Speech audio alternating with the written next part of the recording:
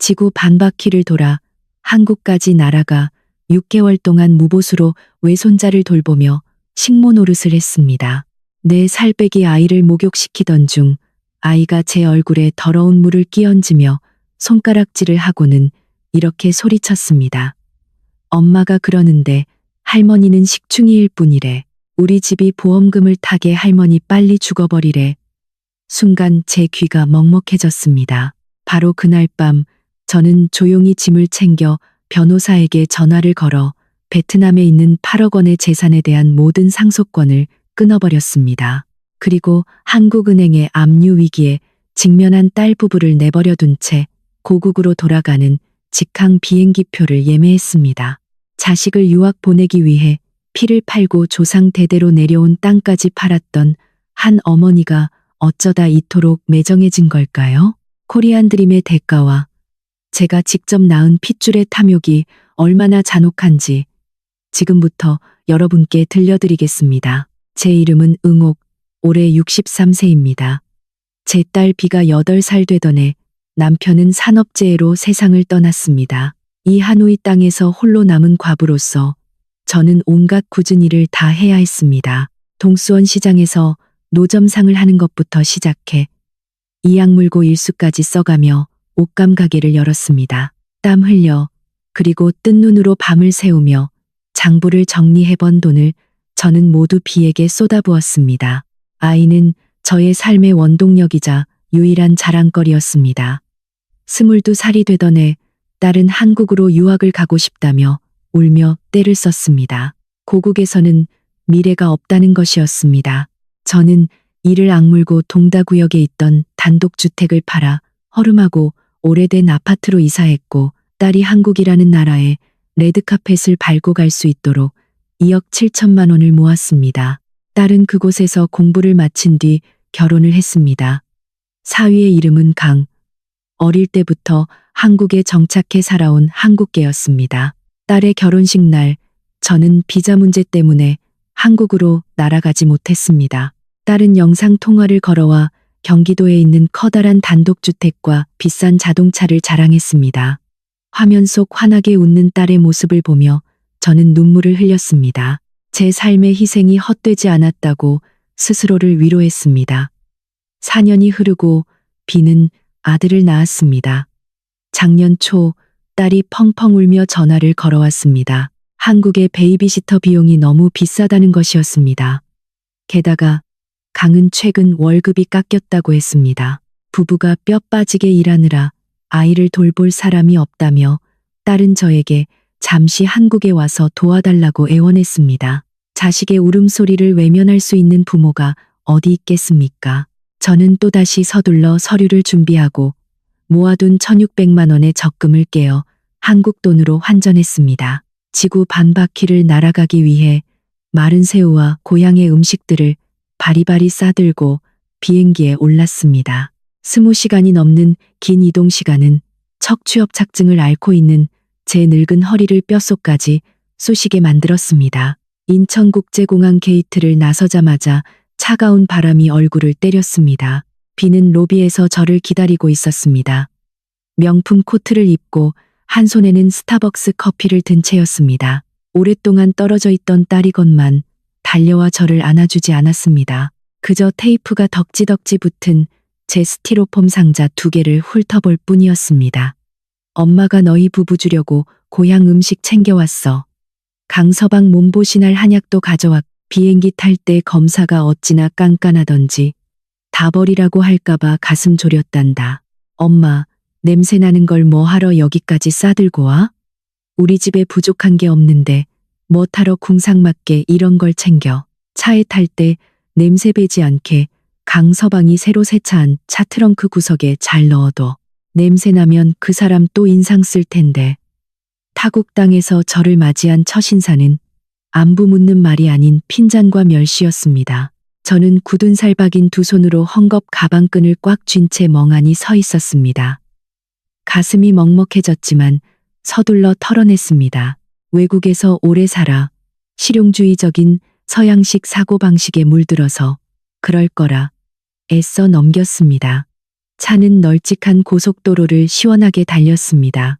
푸른 잔디밭이 깔린 경기도의 2층 단독주택에 도착했습니다. 문을 밀고 들어서자 훈훈한 보일러 열기가 확 느껴졌습니다. 강은 고급 가죽 소파에 다리를 꼬고 앉아 텔레비전 야구 중계의 시선을 고정하고 있었습니다.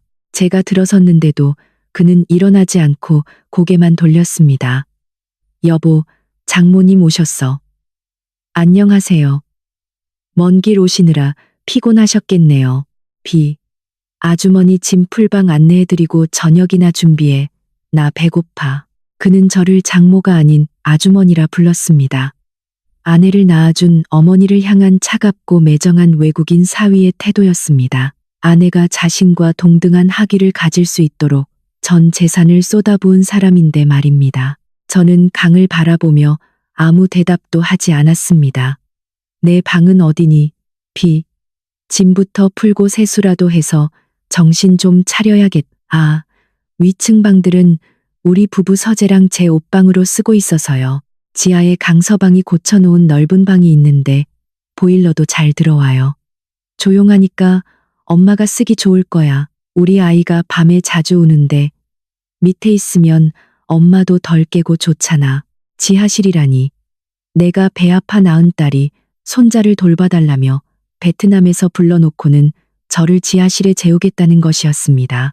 저는 헝겊 가방을 들고 힘겹게 딸의 안내를 따라 합판으로 된 계단을 내려갔습니다. 문이 열리자 창문 하나 없는 10제곱미터도 안 되는 방이 나타났습니다. 석고보드의 퀴퀴한 냄새와 잡동사니가 담긴 종이상자 냄새가 코를 찔렀습니다. 싸구려 1인용 매트리스가 덩그러니 놓여 있었습니다. 제가 침대 가장자리에 털썩 주저앉아 푹 꺼지며 삐거덕 소리가 났습니다. 엄마, 빨리 씻고 올라와서 밥하는 것 좀 거들어줘. 냉장고에 재료 꽉 채워놨어. 오늘 강서방이 베트남 쌀국수 먹고 싶다네. 엄마가 끓여주는 게 제일 맛있잖아. 그 사람 몫으로 한 그릇 맛있게 끓여줘. 여긴 가사도우미 부르는 것도 엄청 비싸. 내일부터는 엄마가 청소기 돌리면서 집안일도 좀 도와줘. 엄마가 꼬박 하루 밤낮을 비행기 타고 오느라 허리가 너무 아프구나. 척추협착증 때문에 뼈가 쑤셔. 오늘 밤만 좀 쉬면 안 되겠니? 라면으로 대충 때워도 되는데. 참나. 엄마도 참. 여기 우리 부부 도와주러 온 거야? 아니면 휴양하러 온 거야? 강서방이 엄마 비행기표까지 끊어줘서 이미 심기 불편한데 눈치껏 행동해야지. 국수 한 그릇 끓이는 것 가지고 힘들다고 타령이야. 하기 싫으면 내가 할 테니까 맘대로 해. 딸은 목소리를 깔며 쏘아붙이더니 획 돌아서서 쿵쾅거리며 계단을 올라갔습니다. 저는 지하실의 어둠 속에 홀로 남겨졌습니다. 63 세노모의 눈에서 어느새 뜨겁고 짠 눈물이 흘러내렸습니다. 고향의 사랑을 가득 담아온 스티로폼 상자들이 방구석에 덩그러니 버려져 있는 것을 보았습니다. 강서방이 제 비행기표를 사주었다니. 딸은 눈 하나 깜짝 안 하고 천연덕스럽게 거짓말을 했습니다. 오기 전 한국 돈으로 바꾼 1,600만 원으로 제가 직접 왕복 항공권을 샀고 심지어 공과금에 보태라며 5,000원 지폐 여러 장을 쥐어주기까지 했는데 말입니다. 그런데도 남편 앞에서는 저를 식충이로 만들어버렸습니다. 사위의 적선에 기대어 사는 촌스러운 늙은이로 말입니다. 그날 밤 저는 눈물을 삼키며 늙은 몸을 이끌고 부엌으로 올라가 뼈를 우려내 쌀국수를 끓였습니다. 그래, 내가 어미니까 자식들 가정 평안하게 내가 조금 희생하자고 스스로를 다독였습니다.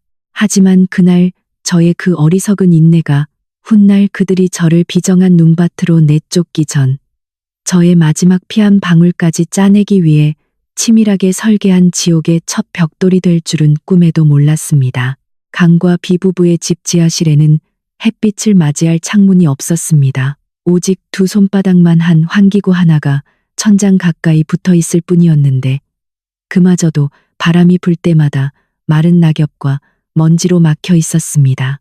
경기도의 겨울은 베트남 북부의 살을 내는 듯한 추위와는 달랐지만 지하의 냉기는 척수속까지 소리 없이 스며드는 사악한 한기였습니다. 푹 꺼진 스펀지 매트리스에 누워 얇은 이불을 목 끝까지 끌어당겼지만 눈을 붙일 수가 없었습니다. 얇은 석고보드 천장 위에서는 쿵쾅거리는 발소리, 낄낄거리는 웃음소리, 그리고 딸 가족이 보는 시끄러운 한국 예능 프로그램 소리가 들려왔습니다. 지상 위의 따뜻하고 호화로운 세계와 지하의 어둡고 비참한 세계.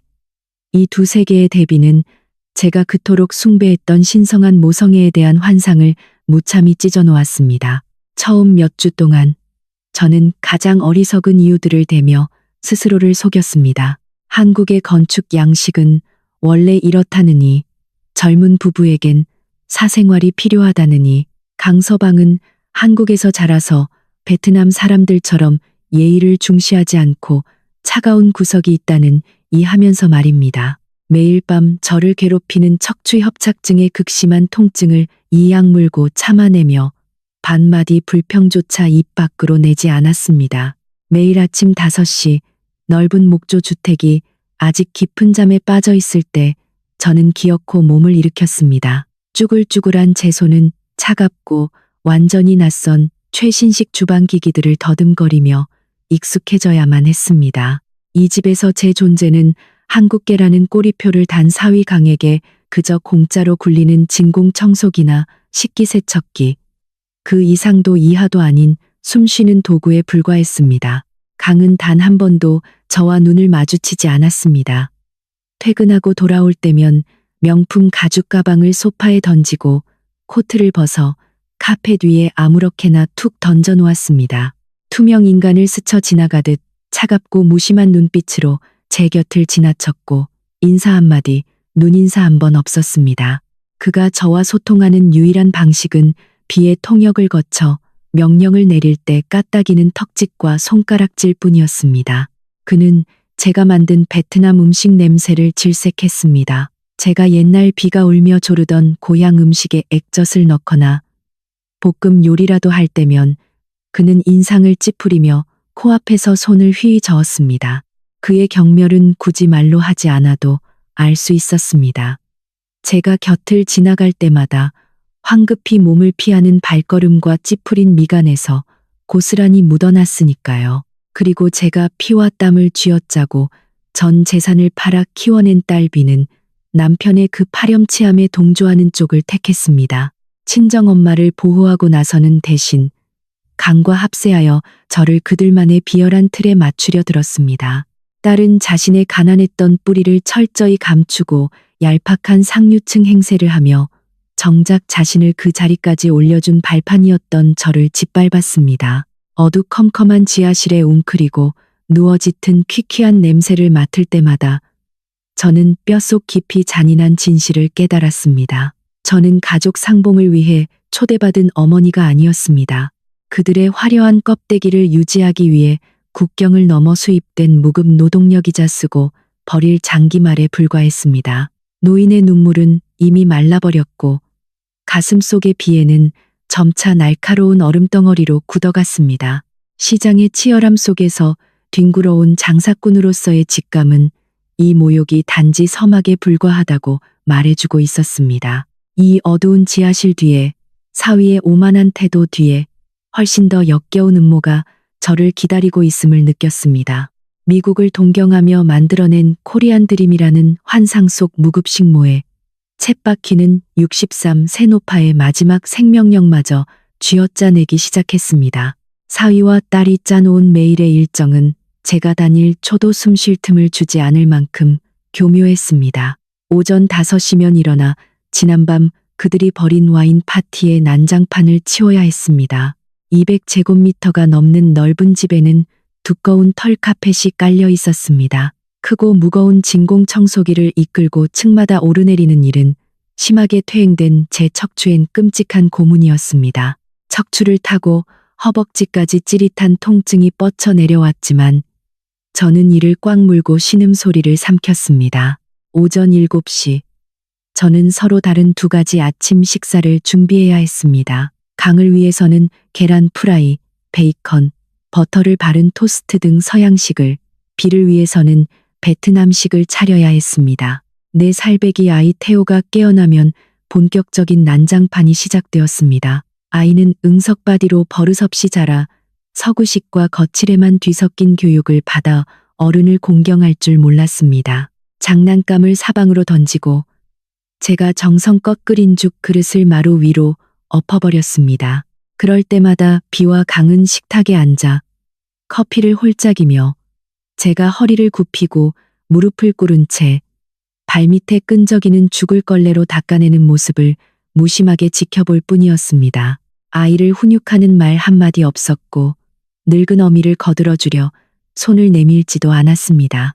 모멸감은 매일 저녁 식사 시간에 절정에 달했습니다. 널찍한 참나무 식탁 위에는 새하얀 식탁보가 깔리고 촛불이 은은하게 켜졌지만 오직 강과비 그리고 태호 세 사람만을 위한 자리였습니다. 3시간 동안 부엌에 처박혀 요리를 한 저는 그들과 한 식탁에 앉을 자격이 없었습니다. 강이 결벽증이 있어서 베트남 사람처럼 젓가락으로 반찬을 같이 집어먹는 걸 싫어한다는 게 딸의 핑계였습니다. 딸은 작은 밥그릇에 밥을 조금 푸고 남은 고기 몇 점과 볶은 채소 몇 가닥을 집어 어두운 구석의 작은 주방 조리대 위에 올려두었습니다. 저는 식당의 화려한 불빛을 등지고 서서 쓰디쓴 서름이 가득 배인 차갑게 식은 밥을 목구멍으로 황급히 밀어 넣었습니다. 마치 깨진 유리 조각을 씹는 것 같았고 파편들이 제 마음을 갈기갈기 찢어 놓았습니다. 지독한 외로움과 언어의 장벽은 타국 땅에서 저를 벙어리이자 귀머거리로 만들었습니다. 강과 비는 제 앞에서 버젓이 한국어로 대화를 나눴습니다. 가끔 저를 곁눈질하며 비웃음을 흘리기도 했습니다. 동수원 시장에서 옷감이나 팔던 촌스러운 노파가 자기들의 언어를 알아들을 리 없다고 굳게 믿고 있었기 때문입니다. 하지만 그들은 몰랐습니다. 예전비의 유학 수속을 밟기 위해 서류를 준비하며 기초적인 한국어 단어들을 밤낮으로 독학했다는 사실을 말입니다. 그리고 이곳에서 지내는 동안 저는 그들이 쓰는 단어들을 하나둘씩 꿰맞출 수 있게 되었습니다. 돈, 재산, 계획 같은 단어들, 그리고 베트남 집이라는 단어가 그들의 계산적인 대화 속에 끊임없이 등장했습니다. 제 마음속의 의심은 더 이상 보이지 않는 씨앗이 아니었습니다. 그것은 날카로운 가시가 돋친 나무로 자라나 매 순간 제 생각을 찔러댔습니다. 1달, 2달, 그리고 6개월이 지나면서 저는 그 집에서 감정도 생각도 없는 그림자처럼 저 자신을 숨겼습니다. 말대꾸도 하지 않고 불평도 하지 않았습니다. 저는 온순하고 체념한 착한 외할머니 배역을 기꺼이 맡아 새벽 동틀녘부터 밤 11시까지 죽어라 일만 하다가 지하실로 기어 내려갔습니다. 하지만 그 비천하고 낡은 겉모습 뒤에는 시장 바닥에서 산전수전 다 겪은 여장부의 두뇌가 전력을 다해 돌아가고 있었습니다. 저는 그들의 눈빛, 말투, 쓰레기통에 버려진 영수증 하나하나를 수집하며 그들의 시커먼 야심의 퍼즐을 맞춰 나가 스성게 그들이는 두 저는 침묵 속에서 기다리고 있었습니다. 그 야수 같은 것들의 발톱이 제 목숨과 남은 전 재산을 향해 노골적으로 파고들 그날을 말입니다. 그들의 본색이 드러나는 연극은 11월의 어느 토요일 오후에 시작되었습니다. 경기도의 날씨가 제법 쌀쌀해지기 시작할 무렵이었습니다. 저는 전날 강이 벌인 파티에서 와인이 튄 식탁보를 부엌에서 쭈그리고 앉아 빨고 있었습니다. 그때 비가 계단을 내려왔습니다. 평소 입던 후줄근한 실내복 차림도 아니었고 늘상 명령을 내리던 찌푸린 얼굴도 아니었습니다. 연한 크림색 니트를 입고 머리를 어깨까지 늘어뜨린 채 김이 모락모락 나는 따뜻한 생강차 한 잔을 들고 있었습니다. 강은 태호를 데리고 공원으로 외출한 상태였고 집에는 우리 모녀 단둘뿐이었습니다.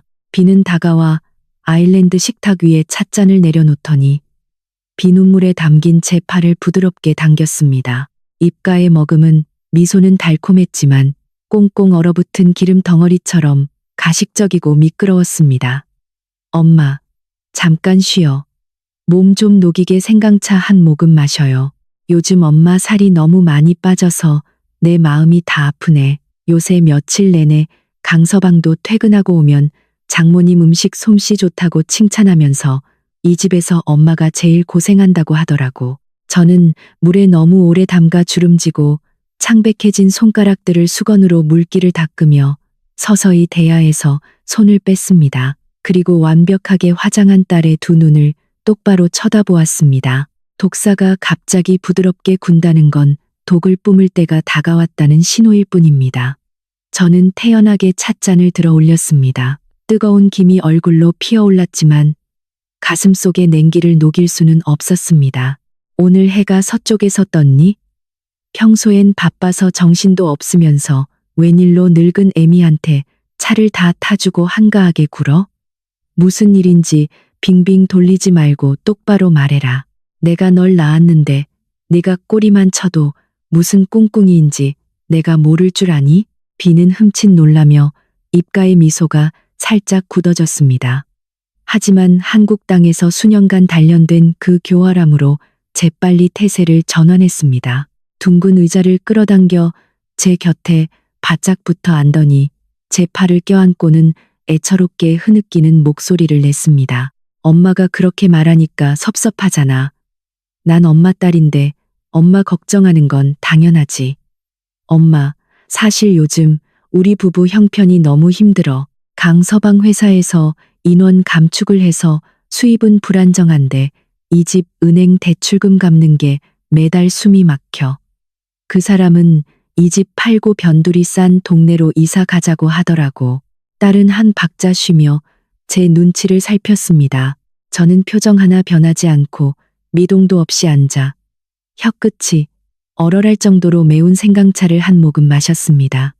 그럼 팔아서 빚부터 갚아. 너희들 맨손으로 여기 와서 새빵살이 한다고 죽는 것도 아니잖니. 부부가 마음 맞춰서 악착같이 벌면 또 새 집 살 수 있지. 난 아무 문제 없다고 본다. 엄마, 말이 되는 소리를 해. 강서방이 명색이 고위 관리직인데 하루아침에 집 팔고 달동네로 이사를 가. 친구들이랑 거래처 사람들이 얼마나 비웃겠어. 태호도 이제 많이 컸고 학군 좋은 동네에서 제대로 된 환경에서 커야지. 내 자식 고생하는 꼴 난 절대 못 봐. 딸은 신경질적으로 식탁을 가볍게 내리치며 목소리를 높였습니다. 그러다 갑자기 목소리를 깔며 숨길 수 없는 탐욕스러운 눈빛을 번뜩였습니다. 드디어 여우의 꼬리가 모습을 드러냈습니다. 엄마, 내가 곰곰이 생각해봤는데 하노이의 엄마 이름으로 된 동다 구역의 3층짜리 상가 건물 등기부등본 있잖아. 그거 지금 세줘봤자 푼돈밖에 안 되잖아. 엄마는 이제 우리 부부랑 여기서 뼈 묻고 평생 같이 살 건데 그 빈집 쥐고 있어서 뭐해? 베트남에 있는 민 변호사 아저씨한테 전화해서 위임장 하나 써주고 그 집 싹 다 팔아버려. 요새 하노이 땅값 엄청 올랐다며 헐값에 팔아도 8억 원은 받을 거야. 8억 원. 그래서 그 돈 전부 한국으로 송금해서 이 집 은행 대출금 한 방에 다 갚아버리고 남는 돈으로 우리 부부 개인 회사 차릴 미천하는 거지. 엄마가 우리 회사에 투자하는 셈쳐 지분 사는 거라고 생각하면 되잖아. 그럼 엄마는 남은 여생 왕비처럼 호강하면서 가사도우미 거느리고 편하게 사는 거야. 여기 재산 나중에 다 태호한테 물려줄 텐데 믿질 게 어딨어. 베트남에 그 집 꼭 쥐고 있어봐야 엄마가 갑자기 쓰러져 죽기라도 하면 나라에서 다 뺏어갈 텐데 무슨 소용이야. 집 팔아서 딸 살리고 외손자 살려줘. 엄마, 딸의 말은 시퍼런 식칼처럼 제 메마른 심장 한구석에 남아있던 마지막 모성의 끈을 무참히 베어버렸습니다. 제 마지막 핏방울까지 팔아치우고 남편의 목숨과 제 피눈물로 맞바꾼 조상 대대로의 유산을 자신들의 허영심을 채우는데 바치라는 것이었습니다. 제 금쪽 같은 도로변 상가를 빈집이라 부르고 심지어 엄마가 쓰러져 죽기라도 하면이라며 협박까지 서슴지 않았습니다. 그건 애원도 부탁도 아닌 너무도 비열하고 노골적인 강탈이었습니다. 저는 찻잔을 대리석 아일랜드 식탁 위에 세게 내려놓았습니다. 쨍그랑하는 파여름의 비가 깜짝 놀라 뒤로 주춤했습니다. 저는 허리를 꼿꼿이 펴고 일어났습니다. 제 눈빛엔 더 이상 눈치 보는 식모 늙은이의 체념 따위는 없었습니다. 천년묵은 빙산처럼 차갑고 고요한 눈빛으로 당황한 딸의 얼굴을 똑바로 쏘아보았습니다. 집을 팔라고? 네가 대낮에 미친 꿈을 꾸고 있구나, 비야. 내 평생의 피땀 흘려번 돈을 너희 부부의 그 썩어 빠진 체면치레에 쏟아부으라고? 내가 모를 줄 아느냐? 너희들 이 집 담보로 돈 빌려서 강원랜드 카지노에서 탕진하고 사치스러운 해외여행 다니느라 빚진 거지. 인원 감축은 무슨 개뿔 같은 소리냐. 엄마, 그게 무슨 소리야? 누가 엄마한테 그런 헛소리를 짓거렸어? 난 엄마 친딸이잖아. 고향 땅에서 돈이나 썩히면서 내 친딸이 길거리에 나앉아 굶어 죽는 꼴을 보겠다는 거야? 엄마는 피도 눈물도 없는 냉혈한이야. 딸은 본성을 드러내며 발악했습니다. 극도로 이기적이고 뻔뻔한 민낯이 효녀의 가면을 찢고 튀어나왔습니다. 시뻘겋게 칠한 손톱으로 제 얼굴을 삿대질하며 악을 썼습니다. 냉혈한. 그래, 지금 이 순간부터 나는 피도 눈물도 없는 냉혈한이다. 그 집 명의는 내 것이고 등기 권리증도 내가 쥐고 있다. 내 적금도 다 베트남 국영은행에 고스란히 있어. 너랑 내 남편 놈은 단 한 푼도 건드릴 생각 마라. 내가 여기 와서 6개월 동안 뼈 빠지게 무보수로 식모 노릇하며 너희들이 싸질러 놓은 쓰레기 치워준 것만으로도 내가 널 낳고 키워준 값은 톡톡히 치렀다. 앞으로 내 앞에서 내 재산의 제자도 꺼내지 마라. 저는 화려한 부엌 한가운데 우두커니 선 딸을 내버려 두고 지하실 문을 향해 획 돌아섰습니다. 제 등 뒤로 찻잔이 바닥에 내동댕이 쳐져 산산조각 나는 소리가 들렸고 비에 도끼 어린 절규가 메아리 쳤습니다. 이 늙은 여편네야. 안 팔 거면 짐 싸서 당장 이 집에서 꺼질 준비나 해. 내가 보증 안 서주면 당신이 이 한국 땅에서 얼마나 목숨 연명할 수 있나 두고 보자고. 저는 어두컴컴한 합판 계단을 뚜벅뚜벅 걸어 내려갔습니다.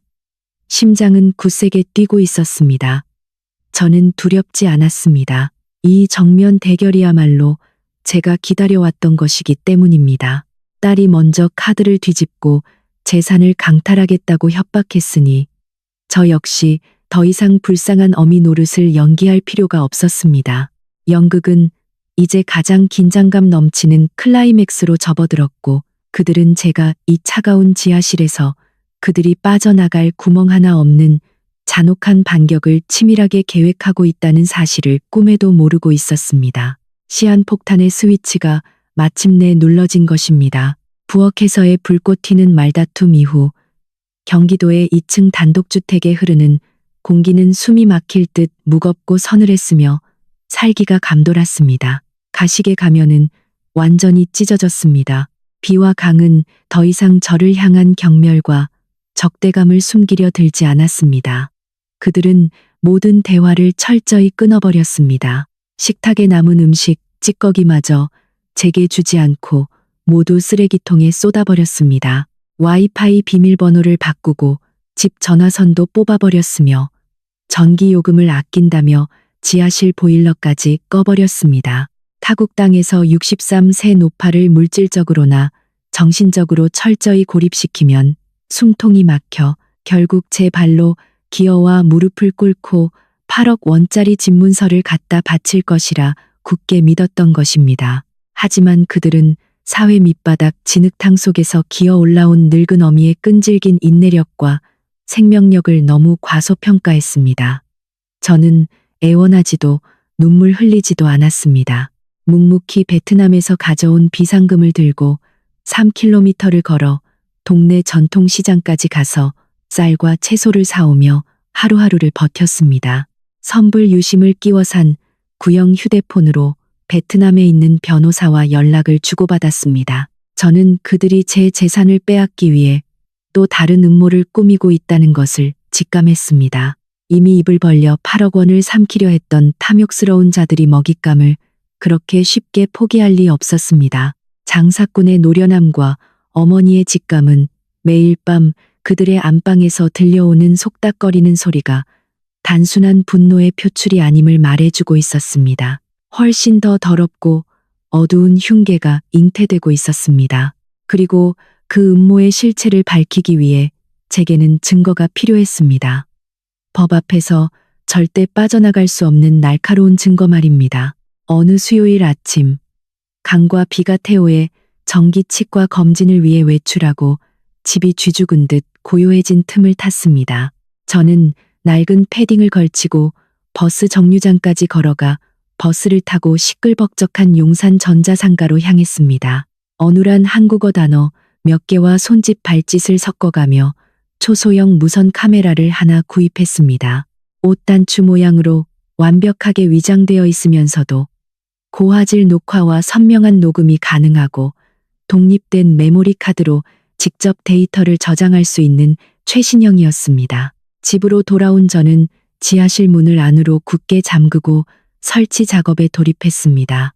목표는 거실이었습니다. 그들이 와인을 마시며 가장 은밀하고 구린 계획들을 논의하는 곳이었으니까요. 태호가 잠든 후 저는 넓은 거실을 한 바퀴 빙 둘러보았습니다. 평면 텔레비전, 책장, 장식용 벽난로는 모두 너무 눈에 띄어 의심 많은 강희 눈에 금방 발각될 것 같았습니다.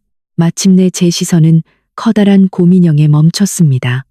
강희 태호의 생일 선물로 사주었으나 지금은 거실 구석의 참나무 장식장 위에 덩그러니 방치된 인형이었습니다. 그곳은 아무도 신경 쓰지 않는 사각지대였지만 가죽 소파와 대리석 찻상을 한눈에 내려다볼 수 있는 완벽한 위치였습니다. 저는 조심스레 의자를 끌어다 밟고 장식장 위로 올라갔습니다.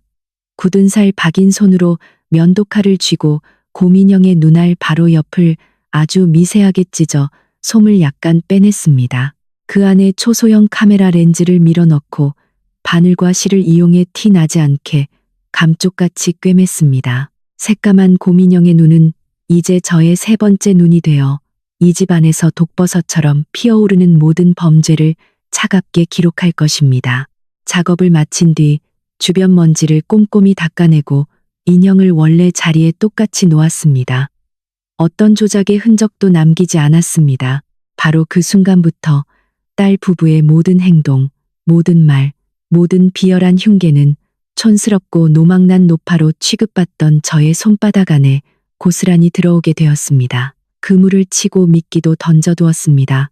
저는 차가운 지하실에 웅크린 채 사냥감이 스스로 통발 속으로 기어들어 오기만을 끈기 있게 기다렸습니다. 초소형 카메라를 숨겨둔 지 3일째 되던 날 첫 번째 폭탄이 터졌습니다. 최악의 상황을 대비해 마음의 준비를 했음에도 그 파괴력은 제 등골을 오싹하게 만들고 혈관 속 피마저 얼어붙게 할 만큼 강력했습니다. 그날 밤 새벽 1시경이었습니다. 짙은 안개가 동네를 뒤덮고 있었습니다. 숨막히는 지하실에서 이불을 머리끝까지 덮어쓰고 이어폰을 낀 채 저는 구형 휴대폰 화면의 장식장 위고민형으로부터 전송되는 희미한 영상을 두 눈이 뚫어지라 응시했습니다. 강과 비가 소파에 앉아 있었습니다. 거실의 환한 불빛은 꺼진 채 구석의 수면등에서 새어나오는 노르스름한 불빛만이 살기 가득한 두 사람의 얼굴을 비추고 있었습니다. 대리석 찻상 위에는 한국 굴지의 대형 금융그룹의 붉은 도장이 찍힌 두툼한 서류 뭉치가 놓여 있었습니다. 강희 시가를 한 모금 빨아들여 매캐한 연기를 내뿜더니 서류 한 장을 집어들고 손톱으로 상위를 톡톡 두드렸습니다. 모든 수속은 보험 브로커로 일하는 친구놈을 통해서 싹 다 끝내놨어. 그 늙은이가 심각한 기저질환을 앓고 있다는 가짜 진단서도 이미 통과됐고 당신 엄마 이름으로 된 26억 원짜리 생명보험 계약이 내일부터 정식으로 효력을 발생해. 유일한 수익자는 바로 당신, 비야. 돈 냄새와 죽음의 냄새가 짙게 밴 강이 탁한 목소리가 들렸습니다. 26억 원. 제 귀가 윙윙거렸습니다. 그들은 제 이름으로 몰래 생명보험에 가입하고 건강기록을 조작하여 제가 죽은 뒤 황금알을 낳는 거위로 만들려 했던 것입니다. 하지만 생명보험은 피보험자가 사망해야만 지급되는 법.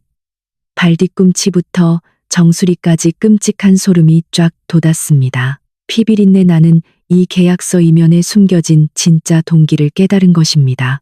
비가 손을 뻗어 계약서를 집어들었습니다.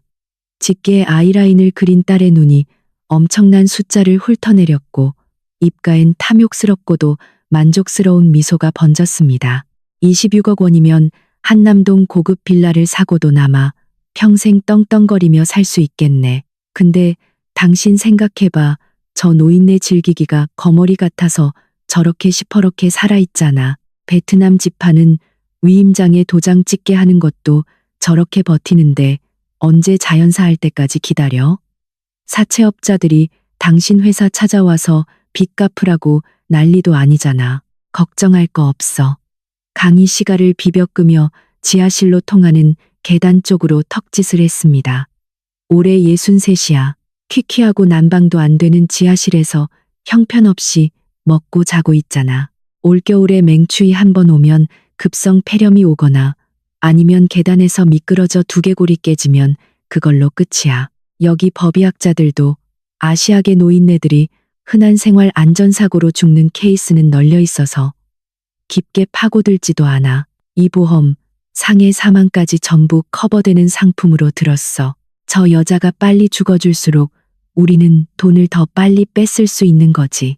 그렇게 일 치르고 나면 유일한 혈육이라는 자격으로 정당하게 상속 위임장 만들어서 베트남 나라가 그 8억 원짜리 집까지 합법적으로 삼키면 되는 거야. 그럼 모든 게 완벽해져.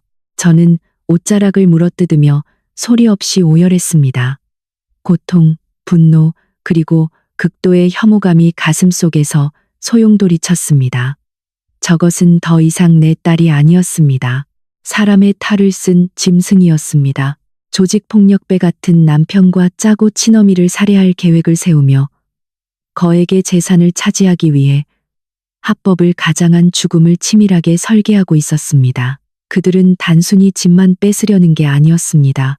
제 목숨을 노리고 있었습니다. 법률 용어와 의학 용어로 차갑게 포장된 그들의 잔인함은 너무도 역겹고 치가 떨렸습니다. 내일 무생무치로 물에 타먹일 수 있는 아주 강력한 수면제 몇 병 더 사올게. 비가 속삭였습니다. 제 귓가에 들리는 딸의 목소리는 악마의 울음소리보다 더 끔찍했습니다. 며칠에 한 번씩 저 여자 마시는 물통에 몰래 타놔야겠어. 신경을 마비시켜서 손발에 힘이 쭉 빠지게 만들면 그때 계단에서 굴러떨어지는 건 아주 자연스러운 사고가 되는 거지. 칼 안 대고 사람 죽이는 게 상책이잖아. 빨리 끝내자고. 다음 달엔 이 집에서 저 촌스러운 노인네 상판떼기 얼쩡거리는 꼴 2번 다시 보기 싫어. 녹음된 영상은 불륜 남녀 같은 그들의 간사하고 역겨운 웃음소리와 함께 끝이 났습니다. 저는 그 영상을 즉시 3개의 USB에 나누어 저장하고 완벽한 보안 비밀번호를 건 클라우드 저장소에도 백업해 두었습니다. 죽음이 턱 밑까지 다가왔다는 두려움 때문이 아니라 이미 극에 달한 분노 때문에 두 손이 부들부들 떨렸습니다. 베트남에 있는 8억 원, 한국에서 탈 26억 원, 내 목숨을 앗아가 그 부귀영화를 누리시겠다? 두고 보아라.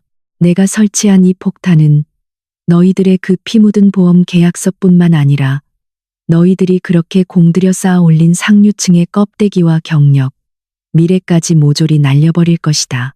이 생존 게임에서 이 촌스러운 노파는 마지막 숨을 거둘 때까지 너희들과 끝장을 볼 테니까.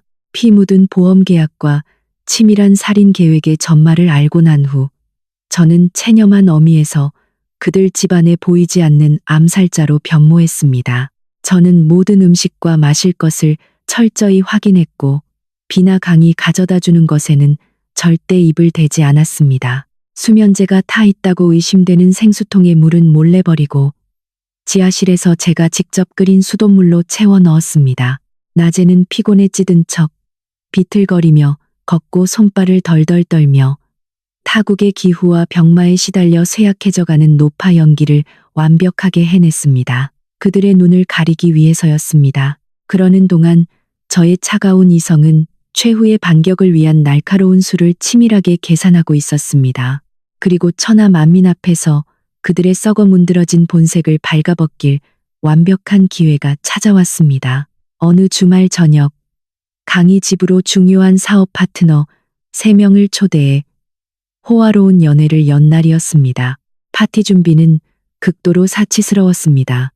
비는 한국에서 가장 비싼 백화점 식품관에서 알래스카 랍스터, 최고급 한우, 트러플 버섯을 주문했습니다. 딸은 제게 4시간 동안 주방에 서서 요리를 하라며 윽박질렀고 강희 파트너들에게 헌신적인 장모가 있는 완벽한 가정을 과시할 수 있도록 아시아와 서양식이 결합된 최고급 정찬을 차려내라 명했습니다. 저녁 8시 깔끔한 정장에 진한 향수를 뿌린 한국인 사업가 3명이 집 안으로 들어섰습니다. 강은 과장되게 환대하며 비싼 와인을 따서 반짝이는 크리스탈 잔에 채웠습니다. 그들은 거실에 앉아 껄껄 웃으며 수십억 원짜리 사업 이야기를 나눴습니다. 저는 빛바랜 낡은 옷을 입고 묵묵히 김이 모락모락 피어오르는 요리 접시들을 하나씩 식탁 위로 날랐습니다. 파티의 메인 요리이자 가장 비싼 전복, 해물탕 냄비를 들고 나갈 때였습니다. 저는 일부러 비틀거리며 손을 심하게 덜덜 떨었고 뜨거운 국물을 살짝 엎질러 손님 중 한 명의 재킷 소매에 튀게 만들었습니다. 손님은 미간을 찌푸리며 황급히 소매를 털어냈습니다. 그 모습을 본 강희 얼굴은 순식간에 흑빛으로 변했습니다. 그의 뼛속 깊은 가부장적이고 오만하며 사람을 깔보는 본성이 통제불능 상태로 폭발했습니다. 그는 와인잔을 식탁에 쾅 내리쳤습니다. 쨍그랑하는 날카로운 소리가 웃음소리를 끊어버렸습니다. 도대체 일을 어떻게 하는 겁니까? 눈은 장식으로 달고 다녀요. 내 귀한 VIP 손님한테 뜨거운 국물을 쏟아? 촌스럽고 멍청한 데다 재수까지 없게. 이 옷이 얼마짜린 줄 알고 물어내려고 이래? 당장 부엌으로 들어가요. 내 눈앞에서 알짱거리면서 사람 신경 긁지 말고. 비는 남편 곁에 앉아 엄마를 감싸 주기는커녕 오히려 턱을 치켜들고 한술 더 떠 찢어지는 목소리로 거들었습니다. 손님들에게 자기 집안의 권위와 위계를 과시하려는 듯 일부러 큰 소리로 말입니다. 엄마, 나이 들어서 손발이 마음대로 안 움직이면 제발 조심 좀 해. 한국 땅까지 와서 우리 부부한테 빈대부터 살면서 한 푼도 보태는 거 없으면 눈치껏 시중이라도 잘 들어야지. 아휴, 빨리 지하실로 내려가. 여기 청소는 내가 가사도우미 불러서 치울 테니까. 정말 창피해 죽겠네. 3명의 손님들은 저를 불쌍하면서도 경멸스러운 눈빛으로 쳐다보았습니다. 잘나가는 젊은 부부의 돈이나 축내는 쓸모없고 멍청한 늙은 식모쯤으로 생각하는 게 분명했습니다. 화려한 샹들리에 불빛이 쏟아지는 진수성찬 한가운데서 저는 발이 묶인 듯 가만히 서 있었습니다. 외부인들 앞에서 당하는 이 공개적인 모욕은 제 안에 남아있던 마지막 인내심의 둑을 허물어뜨린 결정타였습니다. 저는 고개를 숙여 사과하지 않았습니다. 예전처럼 말없이 등을 돌려 주방으로 숨어 들어가지도 않았습니다. 저는 천천히 허리를 꼿꼿하게 폈습니다. 굳은 살이 박인 제 손은 행주를 꽉 움켜쥐었고 손가락 마디마디가 하얗게 질릴 정도로 힘을 주었습니다. 빙판처럼 차갑고 고요한 눈동자로 강을 뚫어질 듯 노려보다가 거드름을 피우는 비의 얼굴로 시선을 옮겼습니다. 소름 끼치는 정적이 식탁을 감돌며 그들의 소란스러움을 완전히 압도해버렸습니다. 식충이라고? 강, 비. 너희 둘 참 대단하다. 참으로 대단해. 베트남에 있는 내 땅과 피를 판 돈으로 여기 와서 집 사고 차 사고선 나보고 식충이라고 욕을 해? 이 국물이 손님 옷에 튄 게 그렇게 아까우냐? 그럼 내 이름으로 몰래 든 26억 원짜리 생명보험. 내가 계단에서 굴러 떨어져 죽기를 기다렸다가 타낼 그 돈은 누구랑 나누려고 했니? 제 목소리는 크지 않았지만 무쇠처럼 단단하고 또렷하게 사방의 벽을 때렸고 마치 폭탄이 터진 것 같았습니다. 3명의 손님은 입을 떡 벌렸고 들고 있던 식기들이 요란한 소리를 내며 떨어졌습니다. 붉게 달아올랐던 강희 얼굴은 순식간에 시체처럼 하얗게 질려버렸습니다. 비의 입술은 사시나무 떨듯 떨렸고 비싼 화장으로도 그 극도의 공포를 감추지 못했습니다. 딸은 두 눈을 휘둥그레 뜬 채 말을 더듬었습니다. 엄마, 지금 무슨 헛소리를 하는 거야? 미쳤어? 강서방 손님들 앞에서 생사람 잡지 마. 생사람을 잡아? 나는 미치지도 않았고 노망나지도 않았다.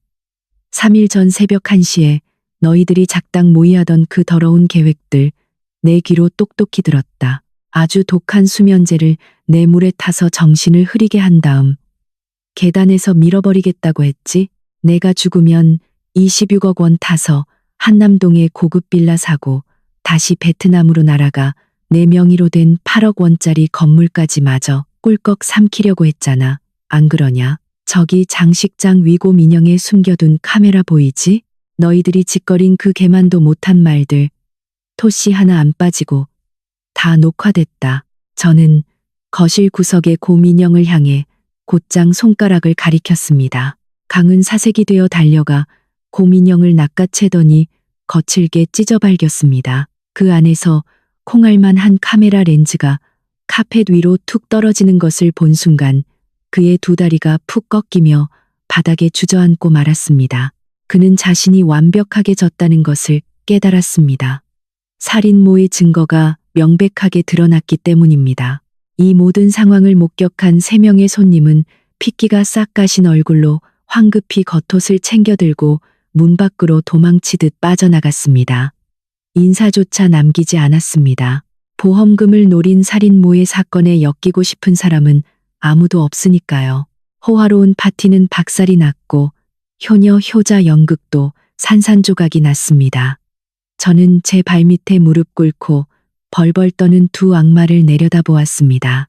더 이상 때릴 가치도 욕을 할 가치도 없었습니다.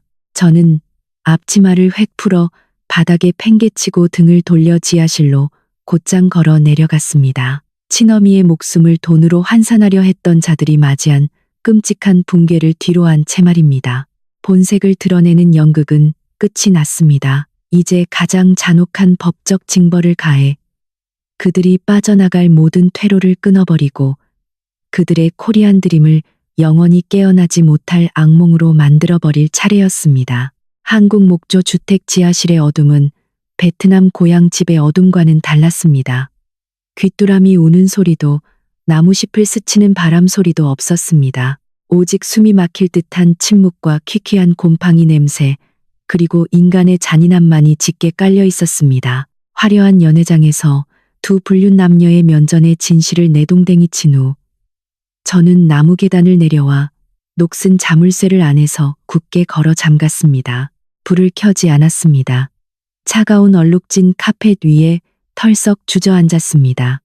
등은 석고보드 벽에 바짝 기대고 두 손으로 거칠게 뛰는 가슴을 움켜쥐었습니다. 선불 유심을 끼워 산 낡은 휴대폰이 제 손안에서 계속 진동했습니다. 거실에 숨겨둔 카메라 렌즈를 통해 실시간으로 전송되는 소리였습니다. VIP 손님 3명이 혼비백산하여 도망쳤고 보험금을 노린 살인 계획이 발가벗겨졌음에도 벼랑 끝에 몰린 야수 같은 자들은 결코 쉽게 고개를 숙이지 않습니다. 귀 속 깊이 꽂은 이어폰을 통해 마루 위를 다급하게 오가는 강의 발소리가 쥐새끼처럼 선명하게 들려왔습니다. 물건들이 와장창 부서지는 소리, 제가 배 아파 낳은 딸의 공포에 질린 가쁜 숨소리도 들렸습니다. 그리고 그들이 또 다른 음모를 꾸미는 소리를 들었을 때 제 혈관 속 피가 얼어붙는 듯 끔찍한 소름이 돋았습니다. 26억 원짜리 생명보험의 덫이 발각되었고 제가 녹화 증거를 쥐고 있다는 사실을 알게 된 그들은 더 이상 사고로 위장해 제 목숨을 뺏는 방법은 쓸 수 없다는 것을 깨달았습니다. 만약 제가 지금 갑자기 죽기라도 한다면 한국 경찰이 즉각 수사에 착수할 것이고 그들은 곧바로 교도소에 갇히게 될 테니까요. 하지만 거액의 사채 빚에 쪼들리던 강과 비의 탐욕은 그들을 완전히 미치광이 악마로 만들고 있었습니다. 지지직거리는 녹음기를 통해 강이 으르렁거리는 목소리가 들렸습니다. 사람의 목숨을 뺏는 것보다 10,000배는 더 비열하고 더럽고 잔혹한 새로운 계획이었습니다. 그들은 방금 전 거실에서 벌어졌던 폭발적인 대치 상황을 오히려 저를 함정에 빠뜨릴 도약대로 삼자고 모의했습니다. 강은 방금 떠난 손님들의 눈에 제가 자식들이 자신을 죽이려 한다는 망상에 빠져 고함을 지르는 발작적이고 노망난 노인네로 보였을 것이라 분석했습니다. 그들은 이 점을 이용해 저를 심각한 피해망상과 조현병, 중증 노인성 치매 환자로 몰아가려 했습니다. 내일 아침 일찍 사회복지기관과 관할 경찰서에 전화를 걸어 베트남에서 온 장모가 낯선 환경에 적응하지 못해 충격을 받아 미쳐버렸고 물건을 부수며 피해망상에 빠져 손자를 학대하려는 폭력적인 성향을 보인다고 신고할 계획이었습니다. 저를 한국 정부의 손에 넘겨 정신병원이나 무연고 노인 수용시설에 가두어 버리겠다는 속셈이었습니다. 자기 방어 능력이 없는 치매 노인들을 격리하는 곳으로 말입니다.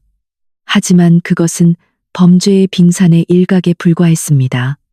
그들이 진정으로 노리는 목표는 그 계획의 뒷부분에 있었습니다. 제 딸 비가 남편의 계획에 맞장구 치며 소름 돋도록 차가운 목소리로 말하는 것이 똑똑히 들렸습니다. 제가 한국 정부로부터 의사 능력이 없다는 판정을 받고 정신병원에 갇히게 되면 그들은 제 여권과 신분증, 휴대폰을 모두 압수할 참이었습니다. 그리고 비는 유일한 친딸이자 보호자라는 자격으로 한국 법원의 성년 후견인 지정 심판을 청구할 것이라 계산했습니다. 그 증명서만 손에 넣으면 정신병자 판정을 받아 시민권을 박탈당한 저를 대신해 그들은 변호사를 고용해 가짜 서류를 만들어 베트남으로 보낼 수 있었습니다. 후견인의 권리로 하노이 동다 구역에 있는 8억 원짜리 집을 팔아치우고 제 은행 계좌의 적금까지 모두 빼돌려 빚을 갚겠다는 것이었습니다. 어두운 지하실에 앉아 저는 흐느낌이 새어나가지 않도록 두 손으로 입을 틀어막았습니다. 심장에 독이 묻은 수만 개의 바늘이 밝히는 것 같았습니다. 고물상에서 폐지를 주워가며 제 등에 업어 키우고 입을 것 먹을 것 아껴가며 남부럽지 않게 새 옷을 입혀 키웠던 그 딸이 지금 이 순간 차가운 머리로 친어미의 재산뿐만 아니라 인권과 인간으로서의 존엄성까지 송두리째 빼앗을 계획을 세우고 있었습니다. 그들은 제가 이국 땅의 차갑고 외로운 정신병원에서 미치광이들과 함께 남은 여생을 썩어가기를 영원히 억울함을 호소하지 못한 채 사회에서 매장당하기를 바랐습니다. 그렇게 해서 제 피땀 묻은 돈더미 위에 앉아 빳빳하게 고개를 들고 살겠다는 것이었습니다. 이런 악행, 이런 잔인함은 하늘이 안다면 피눈물을 흘릴 노릇이었습니다. 하지만 그들은 단단히 착각하고 있었습니다. 그들의 잔인함은 제 안에 남아있던 순진하고 나약했던 촌부로서의 어미를 완벽하게 죽여버렸습니다. 아메리칸 드림이 부서진 그 지하실의 어둠 속에서, 아니 코리안 드림이 산산조각 난 이곳에서 저는 마지막 눈물을 닦아냈습니다. 이제 더 이상의 자비는 없다. 나를 정신병원에 쳐놓고 고향에 있는 8억 원을 싹 다 털어먹겠다고? 그렇다면 그 돈이 너희들의 숨통을 어떻게 조여버리는지 똑똑히 맛보게 해주마. 저는 이어폰을 빼고 면도날처럼 날카로운 눈빛으로 밝게 빛나는 휴대폰 화면을 노려보았습니다. 피도 눈물도 없는 법적 전쟁이 공식적으로 시작되었고 치명타를 날릴 사람은 바로 저였습니다. 밤이 깊어질수록 지하실의 한기는 살을 애는 듯했지만 제 머릿속은 그 어느 때보다 뜨겁고 명석하게 돌아갔습니다. 시간과의 싸움이라는 것을 알았습니다. 만약 내일 아침 그들이 정말로 경찰과 사회복지기관을 부른다면 말도 통하지 않고 처음부터 빼앗긴 여권 외에는 신분증 하나 없는 제가 강의 뇌물로 사들인 가짜 진단서와 맞서 싸우기란 불가능에 가까웠습니다. 타국에서 꼼짝없이 당할 수만은 없었습니다. 하지만 이 감옥을 탈출하기 전에 가장 시급하고 사활이 걸린 일은 바로 베트남에 있는 모든 재산을 동결시켜 그들의 강탈 계획을 원천적으로 싹 잘라버리는 것이었습니다. 저는 낡은 휴대폰을 열고 지하실 가장 구석진 곳으로 기어들어가 화면 불빛을 가리기 위해 얇은 이불을 뒤집었었습니다. 이때 한국 시간은 새벽 3시, 베트남 시간은 오후 5시로 관공서와 은행의 업무 시간이 끝나가는 무렵이었습니다. 굳은 살 박인 제 손은 떨렸지만 단호하게 제가 절대적으로 신뢰하는 사람의 번호를 눌렀습니다. 민 변호사. 그는 하노이에서 토지와 재산 분쟁을 전문으로 하는 베테랑 변호사일 뿐만 아니라 과거 그가 가난한 지방 출신 대학생이었을 때 제가 저희 집 다락방에서 4년 동안이나 공짜로 하숙을 시켜주었던 은혜를 입은 아이였습니다. 그 옛날에 은혜를 갚으라고 강요한 적은 단 한 번도 없었지만 오늘 밤 그는 제 유일한 구명줄이었습니다. 신호음이 몇 번 울린 뒤 그가 전화를 받았습니다. 지구 반바퀴를 날아온 제 목소리에 미는 크게 놀랐습니다. 저는 빈말에 낭비할 시간이 단 1초도 없었습니다. 차갑고 단호한 목소리로 제가 처한 백척간두의 위기 상황을 요약해서 말해주었습니다. 피 묻은 생명보험 계약, 저를 정신병원에 가두려는 음모, 그리고 성년 후견인 제도를 악용해 동다구역에 8억 원짜리 건물을 팔아치우려는 사악한 속셈까지 전부 다요. 전화기 너머로 딸년의 파렴치함에 분노한 민이 책상을 쾅 내리치는 소리가 똑똑히 들렸습니다. 하지만 최고 변호사답게 그는 즉시 냉정을 되찾고는 놀라울 정도로 날카롭고 완벽한 역전의 수를 제안했습니다.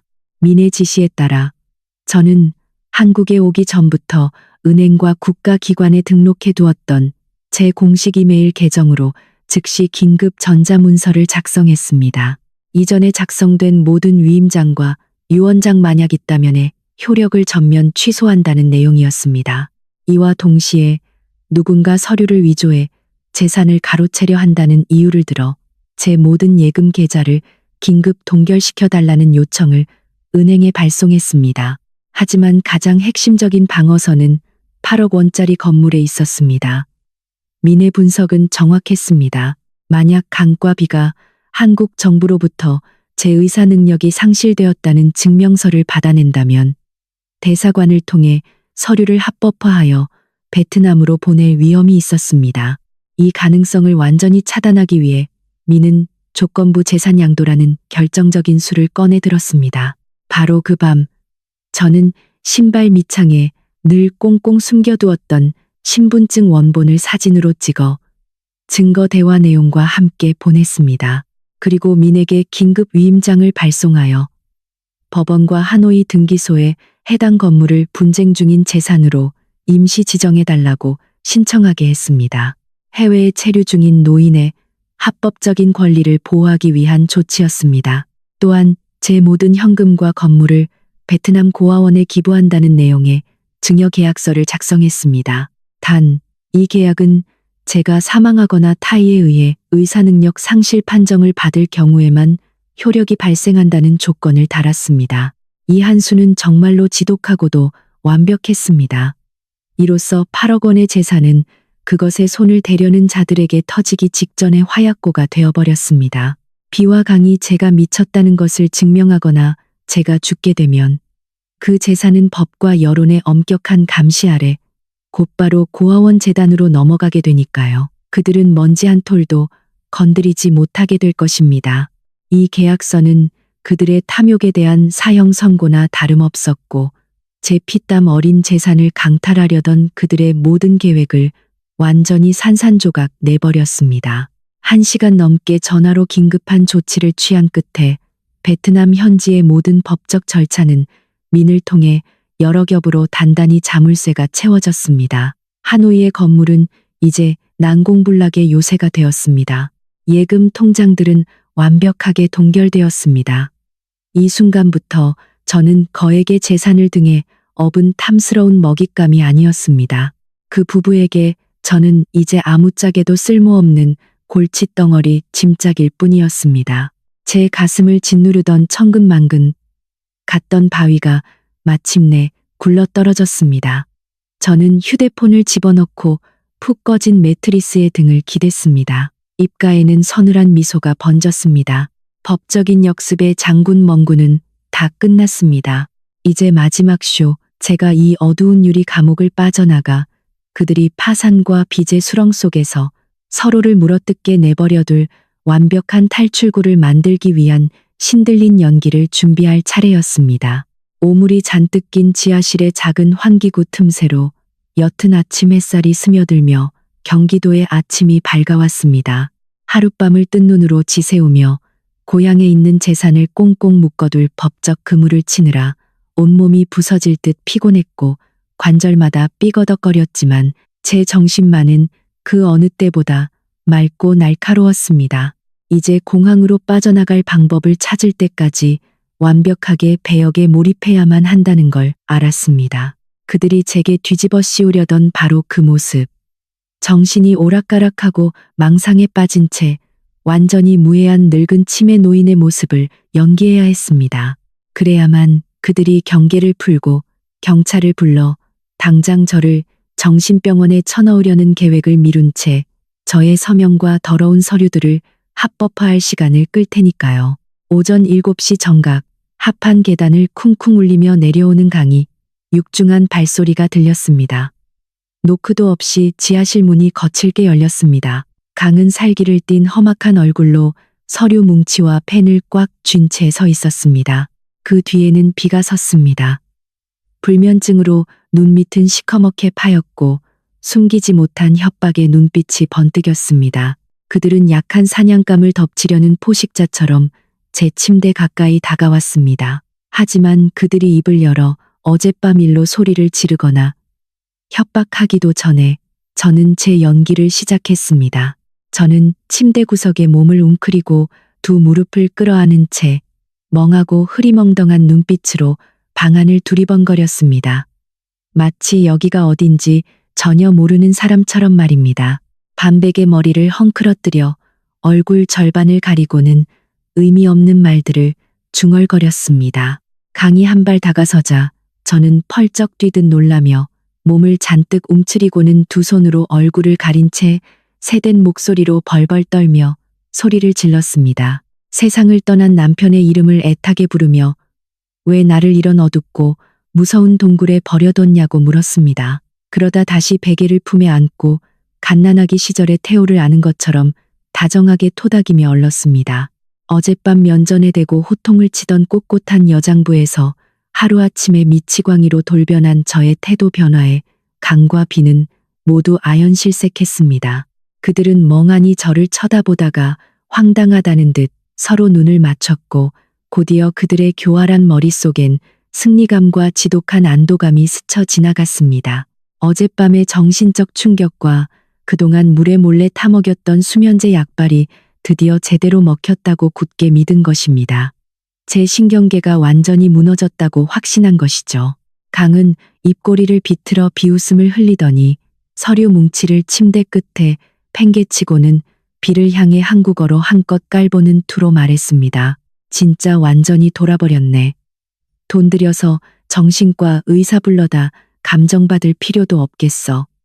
그냥 이 멍청한 상태로 며칠 내버려둬. 며칠 뒤에 영어로 된 위임장 들이밀고 건강검진 서류라고 속여서 대충 사인하게 만들면 끝이야. 비도 고개를 끄덕이며 동의했습니다. 딸은 가까이 다가와 가증스럽고 다정한 목소리를 꾸며냈습니다. 새 살배기 아이를 달래듯 저를 어루며 소리 지르지 말고 지하실에 가만히 얌전히 있으라고 했습니다. 병이 빨리 나을 수 있도록 자기가 밥과 약을 내려다 주겠다고 말입니다. 그 후 3일 동안 저는 완벽한 치매 노인의 허울을 쓰고 살았습니다. 그들이 가져다 주는 죽 그릇을 일부러 엎어 바닥을 엉망으로 만들었고 낡은 신문지를 갈기갈기 찢어 방안을 어질러 놓았습니다.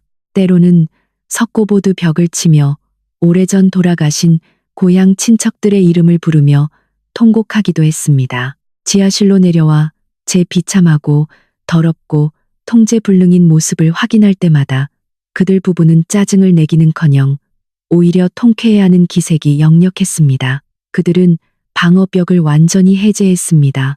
밤마다 밖에서 걸어 잠그던 지하실 문도 더 이상 잠그지 않았습니다. 한국어 한마디 할 줄 모르고 돈도 한 푼 없는 미친 늙은이가 경기도의 이 복잡한 주택가 미로를 빠져나갈 수 없을 거라고 굳게 믿었기 때문입니다. 그들의 방심과 오만함이 바로 제가 빠져나갈 좁은 틈이 되었습니다. 낮에는 미친 척했지만 밤이 되어 천장 위로 강익호 고는 소리가 일정하게 들려올 때면 저는 쏜살 같고 조용한 그림자로 변했습니다.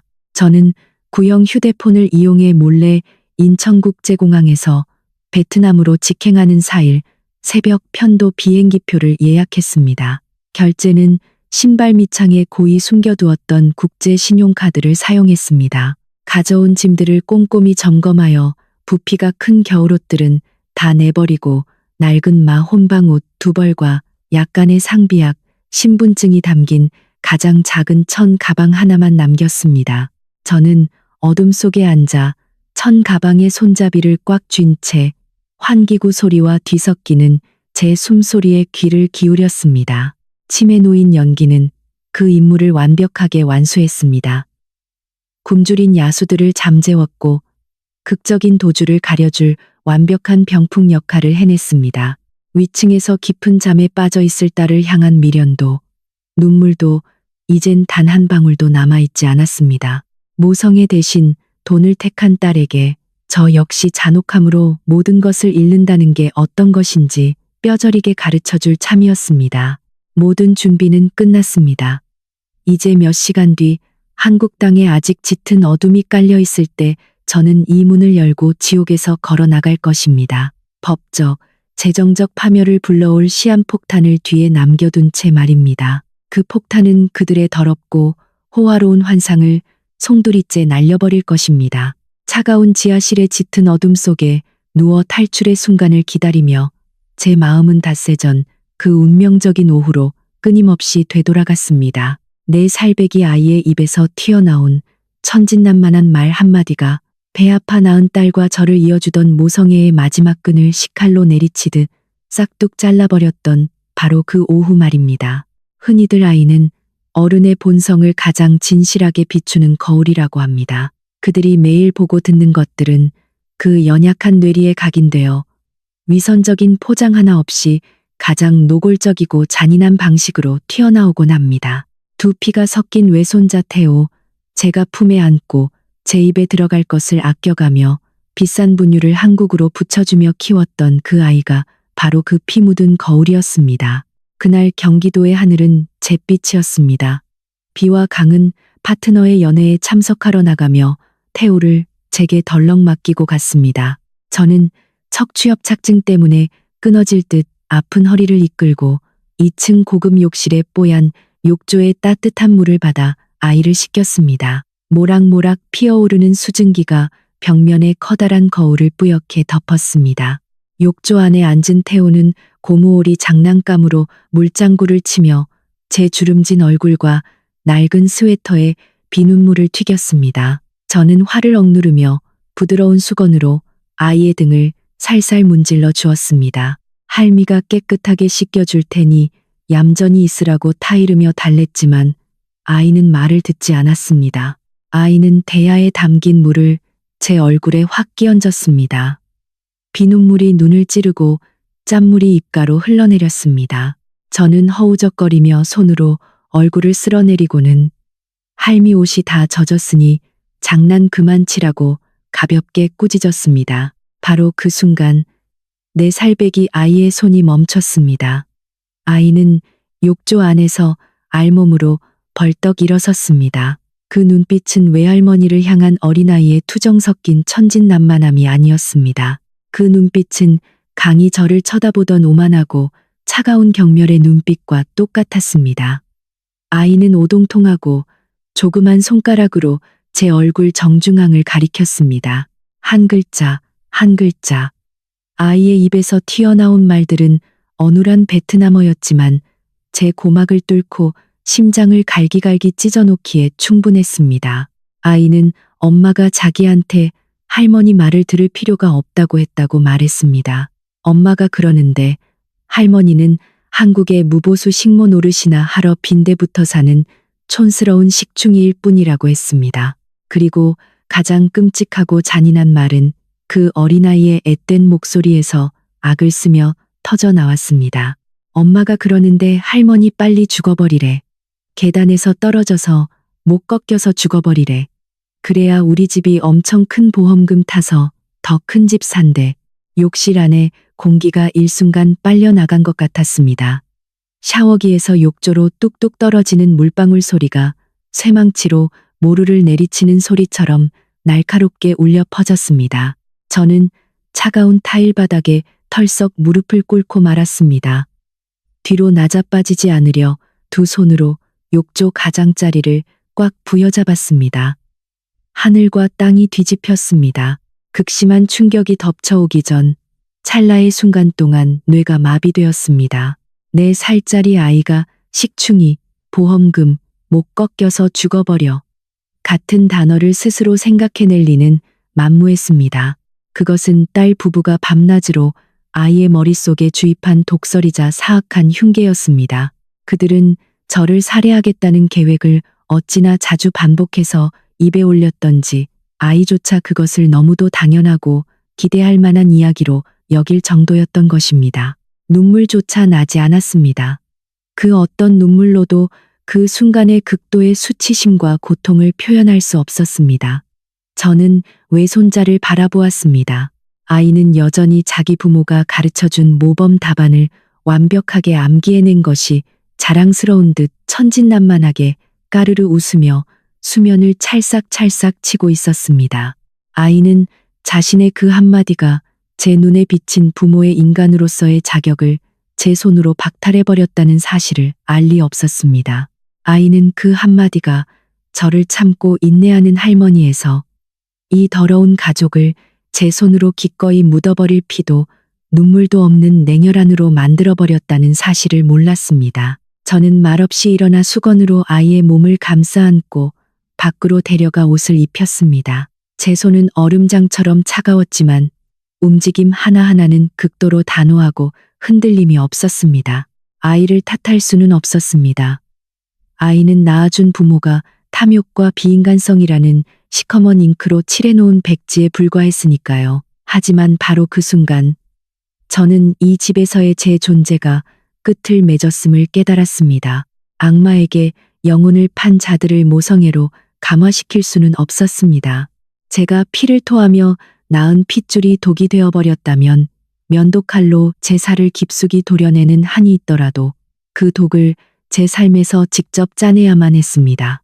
그날 욕실에서의 제 침묵은 제가 그 부부에게 속으로 내린 사형 선고나 다름없었습니다. 그리고 한국 땅에 어둠이 짙게 깔린 오늘 밤이 바로 그 사형이 집행될 시간입니다. 낡은 휴대폰의 시계가 깜빡이며 새벽 2시를 가리켰습니다. 2층 목조주택은 죽음과도 같은 정적에 잠겨 있었고 간간이 중앙난방 시스템의 윙윙거리는 소리와 살을 내는 듯한 경기도의 겨울바람이 환기구 틈새를 스치는 소리만 들릴 뿐이었습니다. 어두운 지하실에서 저는 천천히 푹 꺼진 매트리스에서 몸을 일으켰습니다. 부스럭거리는 소리 하나 내지 않으려 모든 움직임을 극도로 자제했습니다. 불을 켤 필요도 없었습니다. 이 생지옥의 구조는 지난 6개월 동안 제 망막에 깊게 새겨져 있었으니까요. 저는 바닥 가운데로 작은 청가방을 끌어당겼습니다. 베트남에서부터 저를 따라왔던 이 작은 가방은 이제 저와 함께 고국으로 돌아갈 것입니다. 저는 지퍼를 열고 짐을 버리기 시작했습니다. 고향에서 정성 들여 지어왔던 따뜻한 옷가지들을 내버렸고 영상 통화 너머 친척들에게 효자 사위 행세를 하려 강의 지하실로 던져주었던 가짜 관절 영양제 통도 내버렸습니다. 저는 단지 해진마 혼방옷 2벌, 여권, 은행카드, 그리고 그들의 범죄 증거가 가득 담긴 USB만을 챙겼습니다. 코리안 드림의 더러운 쓰레기들은 모두 이곳에 남겨두었습니다. 반역과 추악함의 냄새가 밴 그 어떤 것도 제 고국의 땅을 더럽히게 가져가고 싶지 않았습니다. 짐을 다 싼 뒤 가방 지퍼를 채우고 해진 패딩을 걸쳤습니다. 방구석에 삐걱거리는 합판 책상으로 다가가 주머니에서 하얀 종이 한 장을 꺼냈습니다. 휴대폰 화면에 희미한 불빛에 의지해 볼펜을 쥐고 마지막 글귀를 또박또박 써 내려갔습니다. 평생 장사를 해온 63 세 여인의 필체는 전혀 떨림 없이 마치 단도처럼 날카롭고 단호했습니다. 글을 다 쓴 뒤 종이를 4번 접어 차가운 매트리스 한가운데 반듯하게 올려놓았습니다. 그리고 그 위를 비가 제 방에 몰래 두고 갔던 빈 수면제 통으로 눌러두었습니다. 조롱과 도발이 가득 담긴 배치였습니다. 저는 가방을 집어들었습니다. 무게는 가벼웠지만 그 안에는 제 남은 생애를 완벽하게 구원할 자유가 담겨 있었습니다. 저는 살금살금 합한 계단을 올라갔습니다. 저는 이 집 구석구석 삐거덕거리는 나무 판자가 어디 있는지까지 외울 정도로 바닥을 닦고 또 닦았습니다. 소리가 나지 않는 곳만 골라 디디며 1층으로 올라갔고 어둠이 짙게 깔린 화려한 거실로 나섰습니다. 가로등에서 희미하게 스며드는 빛을 통해 장식장 위를 올려다보니 고민영이 여전히 그 자리에 떡하니 앉아 있었습니다. 숨겨진 카메라의 눈은 초소형 적외선을 깜빡이며 노모가 그들의 삶에서 영원히 사라지기 전 마지막 모습을 묵묵히 기록하고 있었습니다. 2층에 있는 부부의 안방문 앞을 지나쳤습니다. 살짝 열린 문틈으로 강이 일정한 코 고는 소리와 비의 숨소리가 들려왔습니다.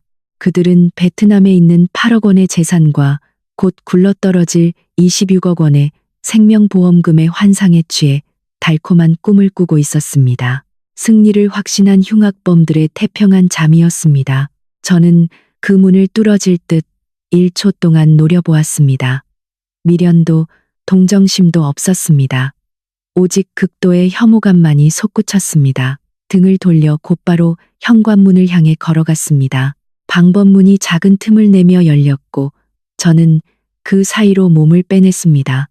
뼈를 깎는 듯한 겨울바람이 얼굴을 강타했습니다. 하지만 이 순간 대자연의 추위는 오히려 제 머리를 막고 상쾌하게 만들어 주었습니다. 현관문이 서서히 닫히며 자물쇠가 날카로운 소리를 내며 잠겼습니다. 제 인생의 눈물겨운 비극의 한 장이 영원히 굳게 닫히는 소리였습니다. 저는 가방을 끌고 서리가 덮인 인도를 걸었습니다. 집에서 큰 길까지는 200m 남짓한 거리였지만 무릎 관절염을 앓는 노인에겐 결코 만만한 거리가 아니었습니다.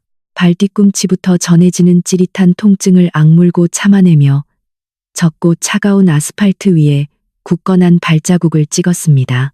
대로변에 나서자 제가 어젯밤부터 신원을 숨긴 채 앱으로 미리 예약해둔 콜벤이 시동을 켠 채 대기하고 있었습니다. 차문을 열고 뒷좌석에 올라탔습니다. 아시아계 기사는 룸미러로 저를 힐끗 보며 가볍게 목례를 했습니다. 차는 적막한 어둠을 뚫고 인천국제공항을 향해 질주했습니다. 창밖으로 스쳐 지나가는 가로등 불빛을 보며 제 마음은 파도 하나 없는 호수처럼 평온했습니다. 오늘 새벽 이륙할 비행기는 저를 지구 반바퀴 넘어 대나무 울타리가 쳐져 있고 제가 기지를 발휘해 굳게 지켜낸 조상 대대로의 고향집으로 데려다 줄 것입니다. 푹신한 시트에 기대어 두 눈을 감았습니다. 침에 걸린 노파의 연극은 눈부신 대미를 장식했습니다. 내일 아침 해가 떠오르면 파괴적인 위력을 가진 폭탄이 바로 저 2층 목조 주택에서 터져 사람의 탈을 쓴 악마들의 모든 경력과 미래, 그리고 그 호화로운 껍데기를 잿더미로 만들어버릴 것입니다. 경기도의 눈부신 아침 햇살이 비싼 실크 커튼을 통과해 강과 비부부의 화려한 침실을 비추기 시작했습니다. 거대한 재산을 손에 넣을 거라는 환상에 부푼 그들은 의기양양하게 잠에서 깼습니다. 대본대로라면 오늘은 연극의 마지막 장, 경찰과 사회복지기관을 불러 늙은 어미가 미쳐 날뛰며 자해를 한다고 쇼를 벌일 날이었습니다. 저를 합법적으로 정신병원에 쳐넣고 의사능력 상실 증명서를 받아내기 위해 비가 커피잔을 들고 피곤한 척하며 가짜 눈물을 준비한 채 가식적인 얼굴로 계단을 내려오는 모습이 눈에 선합니다. 딸이 지하실 문을 활짝 열며 가짜로 소리를 지를 준비를 했겠지만 돌아오는 대답도 없고 미친 노파의 신음이나 난동 부리는 소리도 없었을 것입니다. 텅 빈 지하실, 차갑게 식은 매트리스, 작은 천가방은 사라져버렸고 소름 끼치는 정적만이 흐르는 광경의 비는 부들부들 떨며 커피를 쏟았을 것입니다. 딸은 지하실로 뛰어내려와 미친 듯이 눈을 굴리며 저를 찾다가 결국 텅 빈 수면제 통 아래에 반듯하게 접혀 있는 A4 용지를 발견했겠죠. 바로 제가 신경을 마비시키기 위해 몰래 먹이려 했던 그 수면제 통 말입니다. 그 순간 딸의 심장은 철렁 내려앉았을 겁니다. 새빨간 매니큐어를 칠한 손이 덜덜 떨리며 종이를 집어들었겠죠. 이상한 낌새를 눈치챈 강도 위층에서 황급히 뛰어내려왔을 겁니다. 두 년놈은 머리를 맞대고 노망이 났다고 철석같이 믿었던 어미의 글씨체로 쓰인 단호하고 서늘한 글귀들을 두 눈을 부릅뜨고 쳐다보았을 겁니다. 강과 비, 인면수심의 두 짐승에게 너희가 이 편지를 읽을 때쯤 나는 이미 태평양을 건너는 비행기에 앉아 있을 거다. 장식장 위고 민영 속에 숨겨둔 너희들의 범죄를 기록한 녹음과 영상 자료를 전부 들고서 26억 원짜리 생명보험에 가입하고 수면제를 먹인 뒤 사고로 위장해 내 목숨을 뺏으려 했던 그 계획들. 토씨 하나 빠뜨리지 않고 똑똑히 들었다. 너희는 내가 무식하고 멍청한 촌구석 늙은이인 줄 알았겠지만 내가 맨손으로 밑바닥부터 기어 올라온 사람이라는 걸 잊은 모양이구나.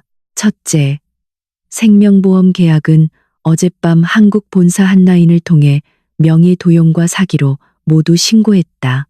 둘째, 베트남에 있는 8억 원짜리 재산과 예금 통장은 내 변호사가 긴급 동결 조치를 발동하여 분쟁 자산으로 묶어버렸고 고아원 재단으로 넘기도록 해두었다. 너희가 뻔뻔하게 베트남에 기어들어와도 먼지 한 톨 건드리지 못할 것이다.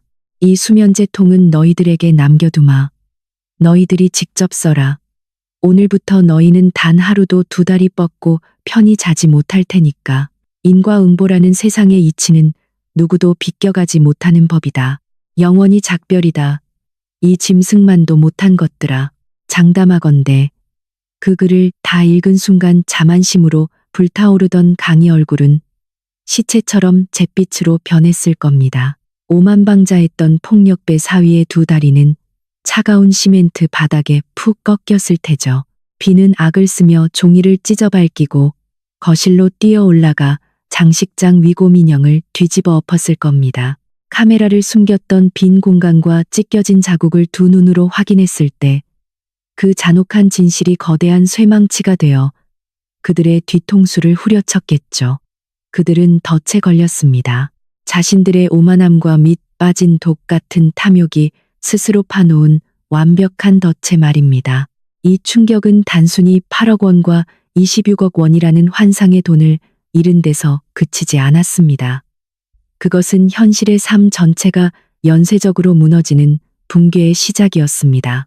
강은 허세 가득한 씀씀이와 도박 때문에 사채업자들과 은행의 빚더미에 파묻혀 있었습니다. 그는 한국의 사채업자들에게 돈을 빌리면서 장모의 보험금과 물려받을 재산을 담보라고 떠벌렸을 것입니다.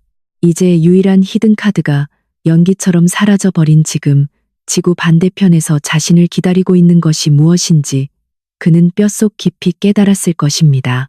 비행기 1등석의 푹신한 좌석에 앉아 날개 밑으로 유유히 흘러가는 하얀 뭉게구름을 창밖으로 내려다보았습니다. 뜨거운 차를 한 모금 마셨습니다.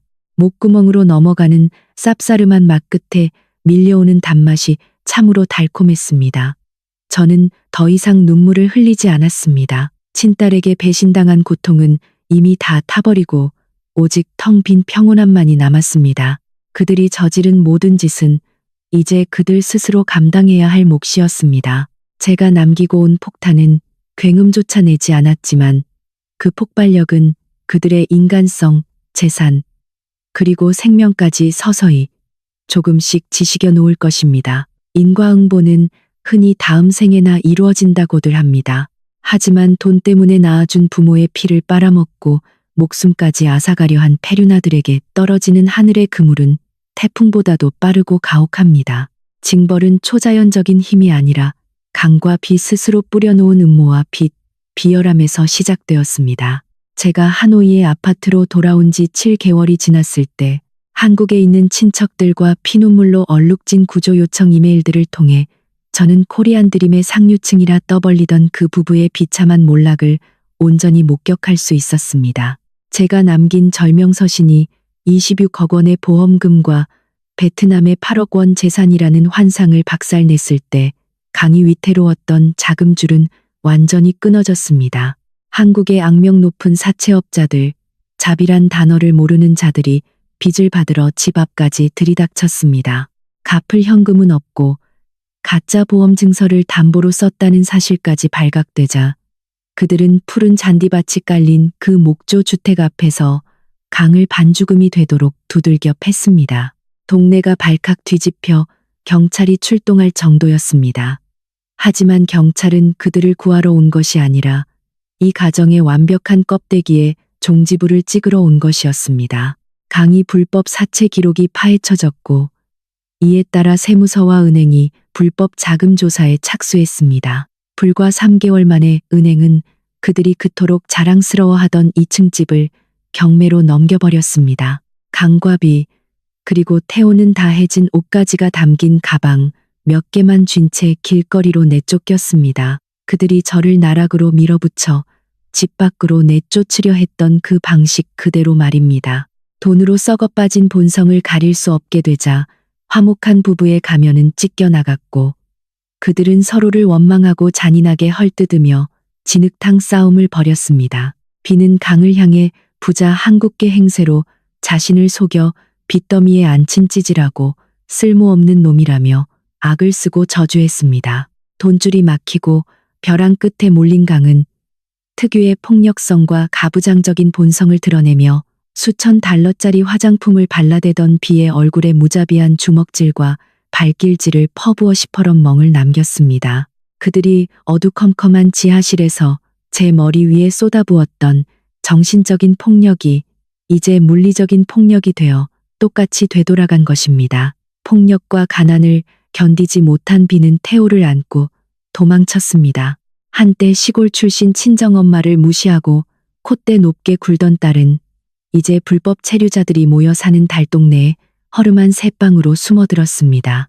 매일 불법 체류자촌에서 네일아트를 하고 아시아 식당에서 설거지 아르바이트를 하며 아이 분유값을 벌기 위해 푼돈을 모았습니다.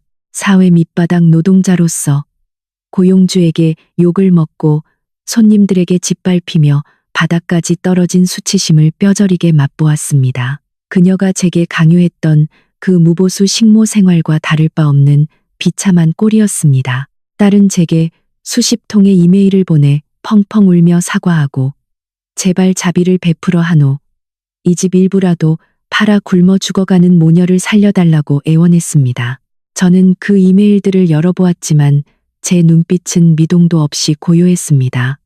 저는 삭제 버튼을 누르고 딸의 모든 연락처를 차단 목록에 넣었습니다. 엄마로서의 연민은 바로 그날 욕실에서 4살짜리 아이가 내뱉은 그 한마디에 완전히 죽어버렸습니다. 저는 제 목숨을 노렸던 자를 용서할 만큼 자비로운 부처가 아닙니다. 이국 땅에서 피와 땀, 눈물이 범벅된 밥그릇에 쓰디쓴 맛을 직접 맛보게 내버려 두는 것, 그것이야말로 세상이 딸에게 가르쳐주는 가장 합당한 인과응보의 교훈이었습니다. 용서도 구원도 없습니다. 누구나 자신의 영혼이 더럽혀진 대가는 스스로 치러야 하는 법입니다. 하노이, 초겨울에 접어들며 차가운 북동풍이 제가 살고 있는 최고급 아파트의 넓은 유리창 틈새로 스며드는 날이었습니다. 뼛속까지 시리고 퀴퀴하며 죽음의 냄새가 짙게 깔려있던 그 옛날 경기도 지하실의 추위와는 달리 지금 내 고향의 추위는 너무나도 맑고 깨끗하며 기이할 정도로 자유로웠습니다. 저는 거실의 부드러운 벨벳 안락 의자에 등을 기대고 앉아 뜨거운 호수 연꽃차 한 잔을 두 손으로 쥐고 있었습니다. 얇은 차 향기가 고요한 공간 속을 맴돌며 피어올랐고 한때 짓밟였던 제 삶의 더러운 기억들을 은은하고 맑은 향기로 말끔히 씻어내 주었습니다. 넓은 통유리창 너머로 네온 사인이 하나둘 켜지는 도시의 전경이 보였습니다. 도로 위를 분주하게 오가는 차들은 마치 먹고 살기 위해 애쓰는 작은 개미떼 같았습니다. 저 밖의 세상은 여전히 시끄럽고 바쁘게 돌아가며 수많은 사람들의 운명을 뒤흔들고 있겠지만 이 집 안의 제 마음은 파도 하나 없는 가을, 호수처럼 고요하고 평화로웠습니다. 동다 구역에 있는 8억 원짜리 상가 건물은 민 변호사의 헌신적인 노력과 치밀한 법적 절차 덕분에 완벽하게 지켜졌습니다. 그 건물은 현재 한 은행과 장기 임대 계약을 맺은 상태입니다. 매달 엄청난 금액의 임대료가 제 통장으로 꼬박꼬박 들어오고 있고 연금과 평생 모은 저축까지 더해져 저는 진정으로 제 운명의 주인이 되었습니다. 그 누구의 그림자에도 기댈 필요가 없는 진정한 여왕이 된 것입니다. 저는 피와 땀, 눈물로 얼룩진 제 돈을 삶의 질을 높이고 착취당했던 제 젊은 날을 보상받는 데 사용했습니다. 요리와 집안일을 전담해줄 헌신적인 시간제, 가사도우미를 고용해 영양가 높은 음식을 챙겨 먹고 있습니다. 그 넓은 한국집에서 굽은 허리로 무보수 식모 노릇을 하느라 심하게 망가진 척추를 치료하기 위해 최고급 의료센터에 최고급 재활치료 프로그램도 끊었습니다. 주말이면 화려한 자수가 놓인 최고급 실크 아우자이를 차려입고 은퇴자들의 시 낭송 동호회에 나갑니다. 가끔은 나이 든 친구들과 휴양지로 여행을 떠나거나 절에 가서 경치를 감상하며 삶의 매 순간을 온전히 즐기고 있습니다. 사신과도 같았던 핏줄의 배신을 이겨내고 승리한 여인으로서 저는 고개를 빳빳이 들고 가장 자유롭고 당당하며 찬란한 인생을 살고 있습니다. 동수원 시장 바닥에서 노점상을 하며 사람들의 멸시와 지독한 가난을 견뎌내며 딸의 유학비를 한 푼 두 푼 모았던 그 길고 험난했던 세월을 되돌아봅니다. 26억 원짜리 생명보험에 덫에서 빠져나와 칠흑 같은 밤에 도주하던 그 끔찍했던 비행에 이르기까지 저는 목숨을 걸고서야 비로소 명확하게 깨달은 서늘한 진실 하나를 얻었습니다. 세상에서 모성애는 가장 신성하고 위대한 감정입니다. 하지만 그 신성함도 짐승의 마음을 가진 자들에게 주어지는 순간 순식간에 치명적인 독약으로 변해버립니다. 그자가 저와 같은 핏줄, 같은 DNA를 공유한 자식이라 할지라도 말입니다.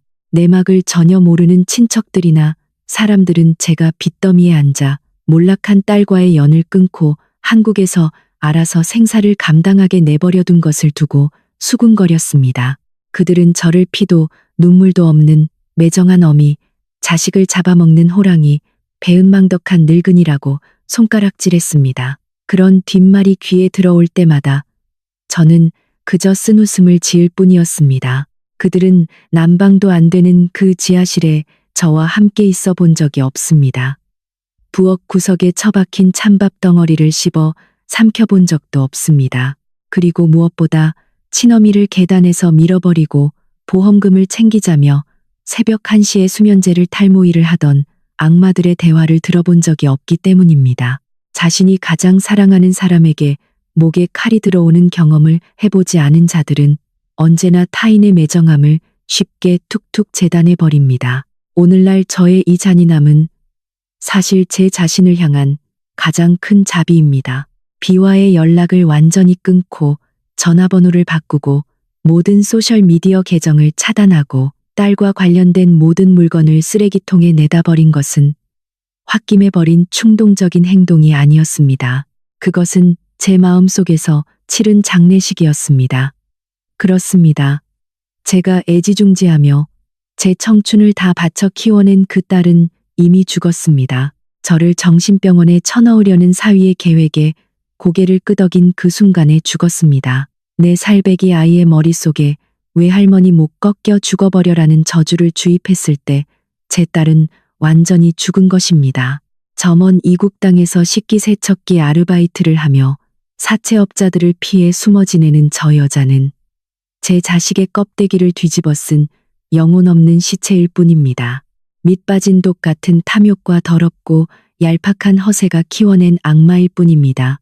상처에서 피가 배어나오는 제 깊은 속마음을 조용히 귀 기울여 들어주시는 여러분. 우리 여성들은 아주 오랜 옛날부터 희생이라는 두 글자에 얽매여 십자가에 못 박혀 왔습니다.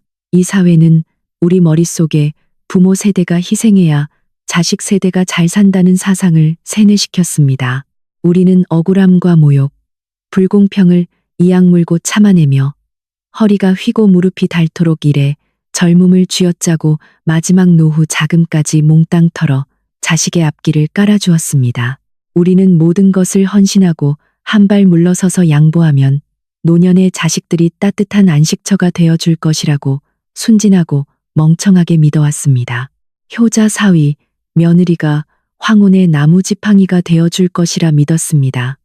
우리는 내리사랑이라는 말에 기대어 우리 자신의 나약함을 정당화해 왔습니다.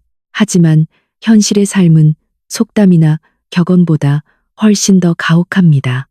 사람의 마음이야말로 이 세상에서 가장 깊이를 알 수 없는 심연입니다. 제가 이역만리에서 죽을 고비를 넘기고 처절한 모멸감을 겪으며 제 목숨을 담보로 배운 가장 큰 교훈은 바로 이것입니다. 자식을 조건 없이 사랑한다는 것이 내 목숨과 명예, 재산까지 조건 없이 그들의 손에 내맡기는 것을 의미하지는 않는다는 사실입니다.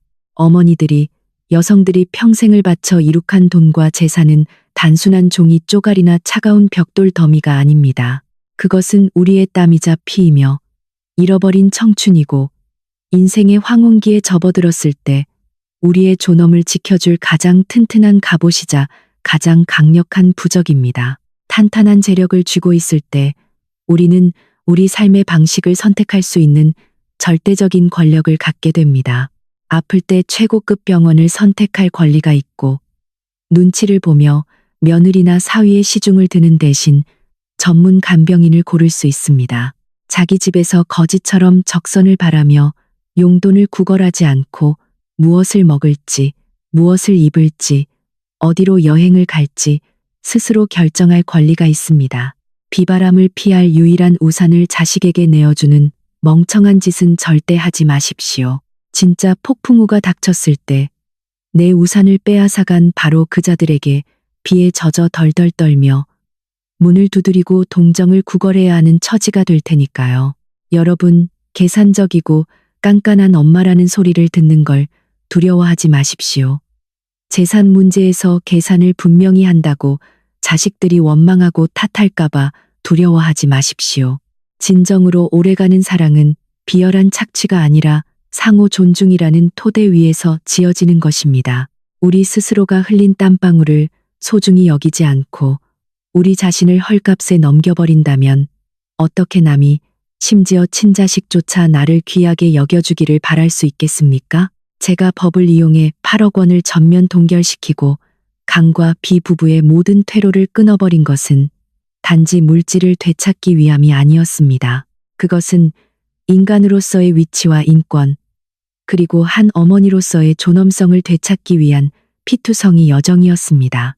제 잔혹한 반격은 거짓된 가족의 껍데기를 무너뜨렸을지 모르지만 제 안에 어떤 시련에도 굴하지 않고 나 자신을 이 세상 그 어떤 생명보다 사랑할 줄 아는 강인하고 결단력 있으며 차가운 새로운 인간을 탄생시켰습니다.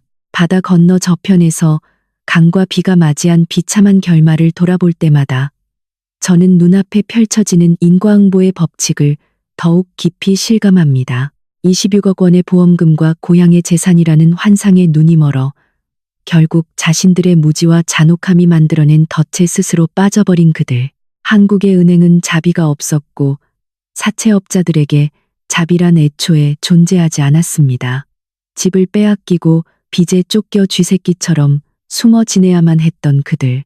늘 턱을 치켜들고 저에게 명령을 내리던 비는 이제 돈에 쪼들린 폭력적인 남편의 불꽃 튀는 따귀를 이 악물고 견뎌내야 합니다.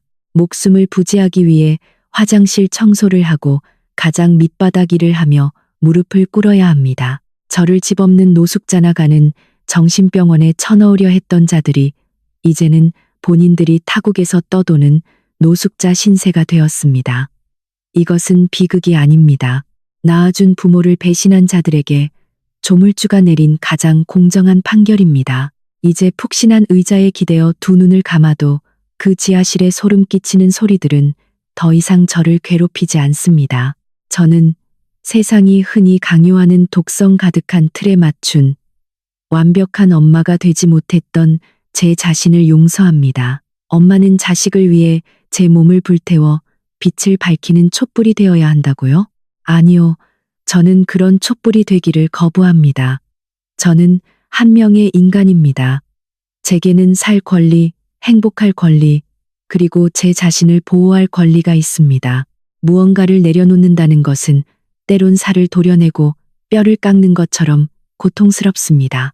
하지만 이미 썩어 들어간 신체 일부를 용기 내어 잘라내지 않으면 은혜를 원수로 갚는 그 독소에 내 생명마저 온전히 집어 삼켜질 것입니다.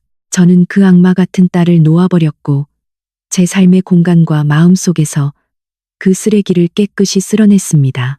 잘못을 모르는 자를 용서하는 것은 관용이 아니라 악이 계속해서 자라나도록 내버려두는 극도의 방조일 뿐입니다. 오늘 밤 폭풍우는 아주 멀리 지나갔습니다.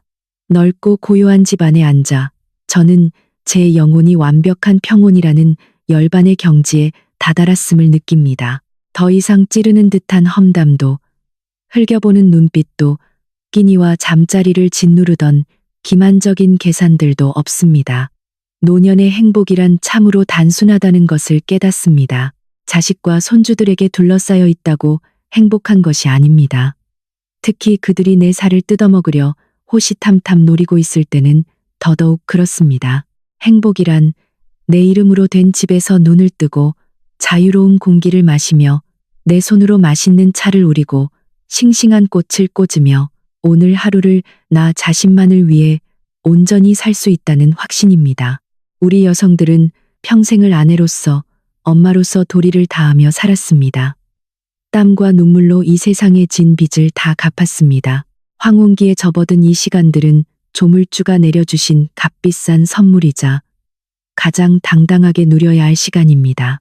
어떤 명분을 들이대든 누구에게도 이것을 빼앗기게 두지 마십시오. 조금은 이기적으로 살아도 좋습니다. 늙고 쑤시는 이 몸뚱이를 더 아껴주십시오. 어차피 눈을 감고 세상을 떠날 때 우리가 가져갈 수 있는 건 마음의 평안뿐, 사람들의 가식적인 칭송이 아니니까요.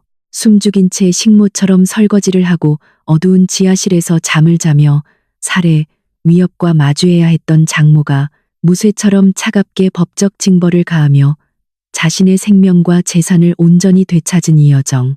이것은 지옥의 어둠에서 눈부신 빛으로 걸어 나온 여정입니다. 무너지지 않는 하나의 진실을 증명합니다. 여성의 힘은 결코 나이나 늙음에 의해 한계 지어지지 않는다는 것을요. 우리가 이성과 냉철한 머리, 그리고 절대적인 자존감만 잃지 않는다면 그 어떤 치명적인 가스라이팅이나 세력도 우리를 굴복시킬 수 없습니다. 그 누구도 당신의 자존심을 짓밟게 두지 마십시오. 이 인생은 당신의 것이고 이 재산도 당신의 것이며 이 생사결단의 체스 게임을 통제할 유일한 권리를 가진 사람은 오직 당신뿐입니다. 깊은 밤의 정적 속에서 저의 이 적나라한 고백을 조용히 들어주신 여러분, 만약 제 이야기가 여러분 마음속 깊은 곳 어딘가를 건드렸다면, 만약 억울하게 짓눌렸던 여러분 자신의 헌신과 희생의 그림자를 제 이야기 속에서 보셨다면, 이 이야기를 단호한 경고이자 가장 강력하게 여러분을 응원하며 맞잡는 손길로 여겨주십시오. 절대 무너지지 마십시오. 타인의 탐욕이 당신을 먹잇감으로 만들게 내버려 두지 마십시오. 삶과 존엄을 되찾기 위한 이 여정에, 그리고 잔혹한 악인들에게 내려진 합당한 인과응보의 징벌에 공감하신다면 너그러운 마음으로 이 글에 좋아요를 눌러주십시오. 여러분의 응원은 여성들의 강력한 각성과 반란을 지지하는 단호한 한 표가 될 것입니다. 댓글로 여러분의 생각과 뼈아픈 경험, 피눈물 나는 교훈들을 자유롭게 남겨주세요. 자신을 구하기 위해 피부치와 연을 끊어야 하는 갈림길에 서본 적이 있으신가요? 곁에서 가족의 탐욕이 가정을 파탄내는 것을 목격하신 적이 있으신가요?